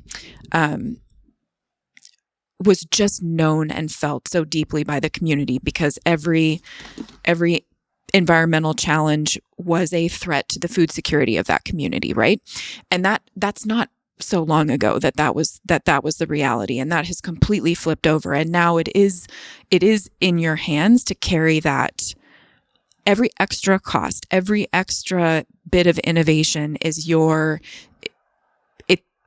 it's your charge to do that. And I would love for you to be able to speak about your entire trajectory and how you've come to think about this now. I mean, obviously it's sort of forced. It hasn't maybe been the one reason for some of the more significant shifts in your life, but I know it's played a significant role in my own relationship. It's certainly also true that, I'm the one on the farm and the other person is supporting that, and that it starts out, there's a honeymoon period to everything, and it starts out being everybody sort of rowing in the same, rhythm. But these little things accumulate over time. And I don't think that farmers are given enough of an opportunity, one, to feel community with each other and share that honestly and openly with each other, but B, for their communities to really understand what that means. Yeah, there's a lot there. Just jumping on that last point, one of the things that's been hugely helpful to me going through these life shifts, but also just for all the farmers we have, is we have a farmer support group that meets every month. There's 7 of us who get together and just talk about what's been happening on the farm and in our lives. And, at first it was a little bit awkward because, in some ways we were if you want to think about it, it's a small marketplace where some farms were competing against each other. So to divulge like what was happening was, really risky and vulnerable. But now it's like, it's a real, I think it's a real support group. So I think having more of that. And then, we really haven't talked about, sort of mental health support and for farmers and just that whole realm. But in my personal life, because I chose to take on all of these different aspects, all these different value-based decisions, of which I think, I could, create this vision of how it would all be perfectly work together and how we could so then radiate back out to the community. And I think we're starting to see that, ironically, now, that how much we mean to the community, which I didn't really realize, and what a valuable asset we are. And I'm not just, patting myself on the back. That's what keeps me going, and that's what drove it. Every one of the enterprises, the way I chose to do it and what we chose to do, was because it felt like the right thing. But what I think gets lost in that is, sometimes the impact that it has on the relationships in your life. It's almost like the farm is another person, and it's a person it's like a child, but more than a child. It's constantly pulling on your sleeve saying, I'm here. I need you. And it kind of can take you over because, it's like you talk about ownership and land and whatnot, but I think there's so many farmers that become so intertwined with their land, and the land becomes them and they are the land. And you're just driven to try to make it work and do it right. And to just, again, the whole aspect with the community and serving. And so you're a servant to the land, you're trying to serve your community, and those big things sometimes get in the way of realizing that, the relationships that are most important in your life need to be nurtured as well. And so, I think in my case, that's what happened. My partner of 40 years decided that, the farm, she wasn't committed to the farm. Like, she had a different path in her life, and the farm was not part of that. And so when it became apparent that what I was going to farm for the rest of my life, that wasn't what she chose to do. And so that's that. And I think it's probably for the best for both of us. But it does really drive home so many things. The hardship that can come with it, the difficult decisions, how difficult it is to run a small farm and make it work. I guess in a way, I paid the ultimate cost in terms of a relationship. so I don't know if I'm answering your question, but I think there is so much need, I think, for, in some ways, as an old school person who when we grow up, it's like what was valued is working hard, and just no matter like how hard it get, you just double down and go harder. You never talk like, mental health. What's that? It's like, what are you, a wussy? Just double down. But I think it's something where, as I get older, I didn't really feel it till last year, but just like, I think, burnout can be real. And if it goes year after year and decade after decade, eventually I think it takes a toll on your health, your mental health, your relationships. And how can, what is the way forward? How can we make it work? I think that in some ways, a small farm in every community, to me, is like, that's my vision of how we're going to get past what we're going through on the planet right now. Multiple small farms that are the hub of, food security, but also rewarding work and community involvement and all the things that I think we stepped away from the 60s through the 90s, but that people are kind of realizing that they need and want. I think the farm can be the solution to that. But then for everything we've talked about, how does that happen? If we could get out of one of the things about being a teacher and being a farmer is they're both sort of siloed environments. When you walk into your classroom, you shut the door, that is what you've created. But there's very little interaction. Teachers don't very rarely get to interact or see another teacher's classroom. Same thing on the farm. It's so all consuming that you're siloed, and it's that kind of, then you get sort of competitive with other people as well. But I think the solution might be the small farm, a number of small farms, all integrated, networking, being a hub, being that hub, and, collaborating on what they're producing and how they're marketing. And it's a challenge into itself. And I know some farms that are doing that, but anyway, I'm rambling. No, you're not. I mean, I think that is, there are models of how these things can work, and it is challenging because it's a lot of people working together. But I think that, that sort of idea of a sort of permeable system of, community-based farms working together, that is where regional resilience would come from. And I agree with you completely that is how we will best weather the coming everything.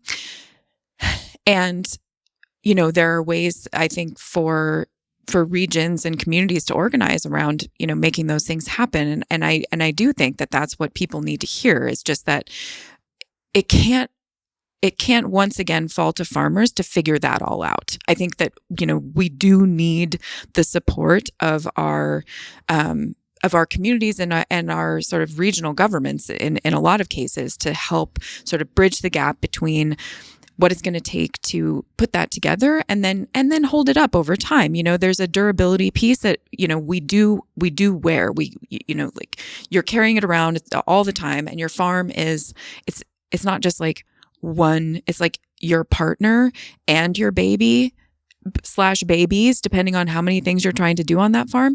And you can never, it's just like with your own babies, you can never give them enough. You always are thinking about what else you could be doing.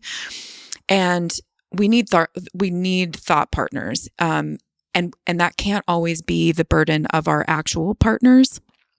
Mm-hmm. And that's where these community groups and these farmer support groups are they're so critical. But again, we have to be able to have the time to make that happen. And I think that we also have to get past what it takes to be open and vulnerable with each other, and not just, trying to wear that pretty picture that we put on Instagram.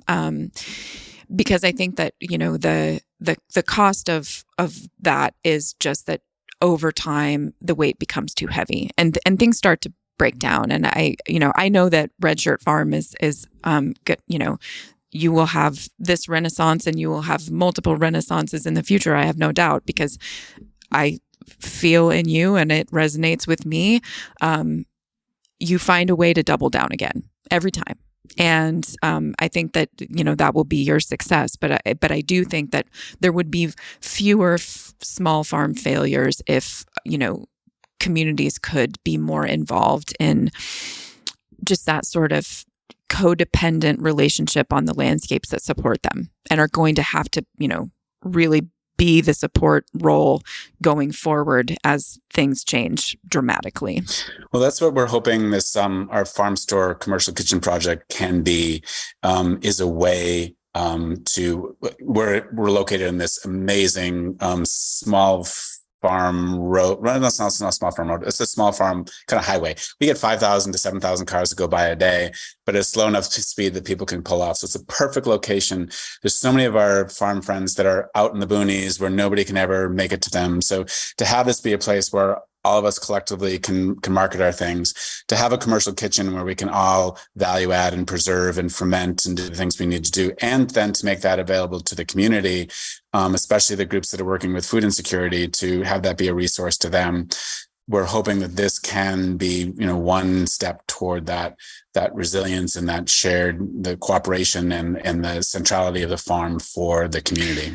I mean, I can't think of a better way to sort of tie a bow around this this significant time commitment you've put in here, because I do think that when you can operationalize and collectively market a regional food system in that way, especially like sort of bringing back those traditions of food preservation and the corn shucking and the putting up of the pantry for the year. I mean, those are things that when people stop to participate in that, especially when somebody who isn't a farmer can stop and participate in that, you get a taste of what your life might feel like if you could slow down a little bit more and really do work, not just like,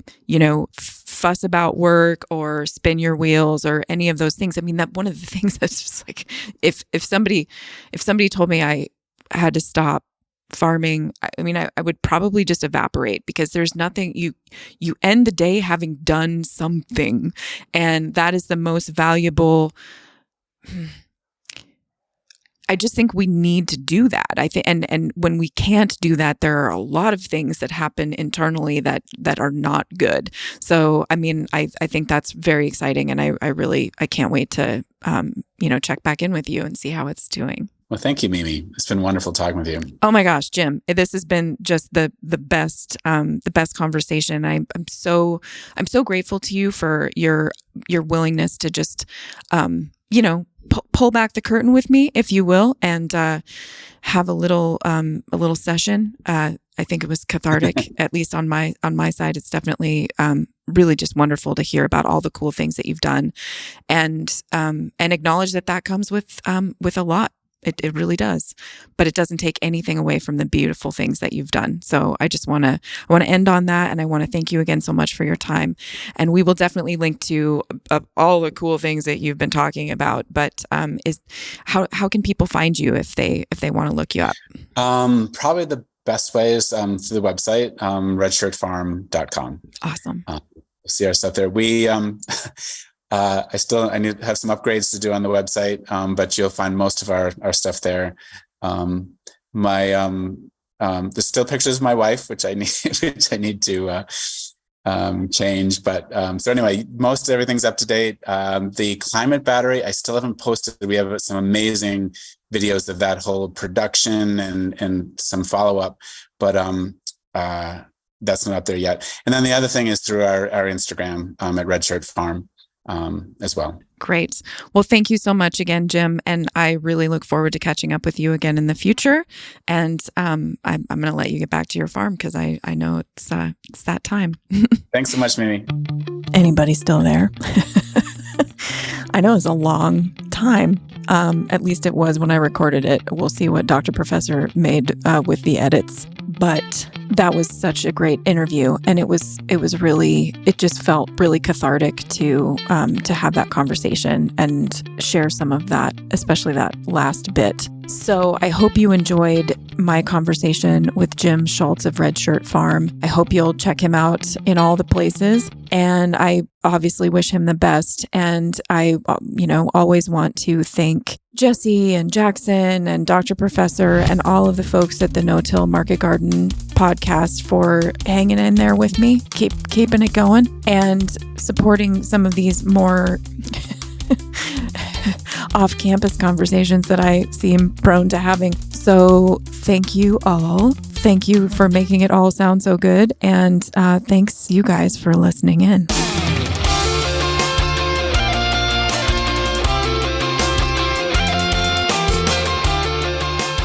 Hey, you all, Farmer Jesse here, just jumping in real quick to catch you up on some of what we have going on. It's spring here in Kentucky, so basically we're just planting our faces off, but we wanted to alert you to the No-Till Growers YouTube channel. If you've not found that yet, it is back up and running again for another season of videos. There are new guides for onion, tomato, pepper, and spinach production. There is a new interplanting video up this week. Just dozens and dozens of very intensive breakdowns and farm tours and etc. Go over to YouTube and search for No-Till Growers and subscribe. We've got those videos plus a great forum at no-tillgrowers.com, plus new podcasts coming, and all of that is supported by just a handful of people who listen and watch. If you're a longtime listener or just a new listener and you've never donated or joined the Patreon page or bought a shirt or a book or anything like that, or if you just have not in a while, consider kicking in. Our yearly budget is less than a quarter of what some shows cost to produce a single episode. As that grows, we can grow the amount of work we put out there. The quality, the nerdiness, the variety, all of it. So if you loved this podcast episode or anything else we're doing, and you have the means, there are several ways to support us at no-tillgrowers.com, like a hat or a book or merch, or even better, become a yearly or monthly patron at patreon.com/no-tillgrowers, where not only may you get discounts on our stuff, but at a certain level, or if you just bump up from one level to another, you get a shout out on the show. So big shout outs this week to Michelle Shackelford, Cloister Farm and Livestock Co., Sean at All About the Garden, Bill Altman, Ian at Grindstone Farms, Stephen Smith, and Oh High Roots. Huge shout out to everyone who supports our show in whatever way that you can. That Patreon page is the lifeblood of our work, and we hope you will hop on board. And that's it for me. Thanks, y'all. We'll see you next week. Bye.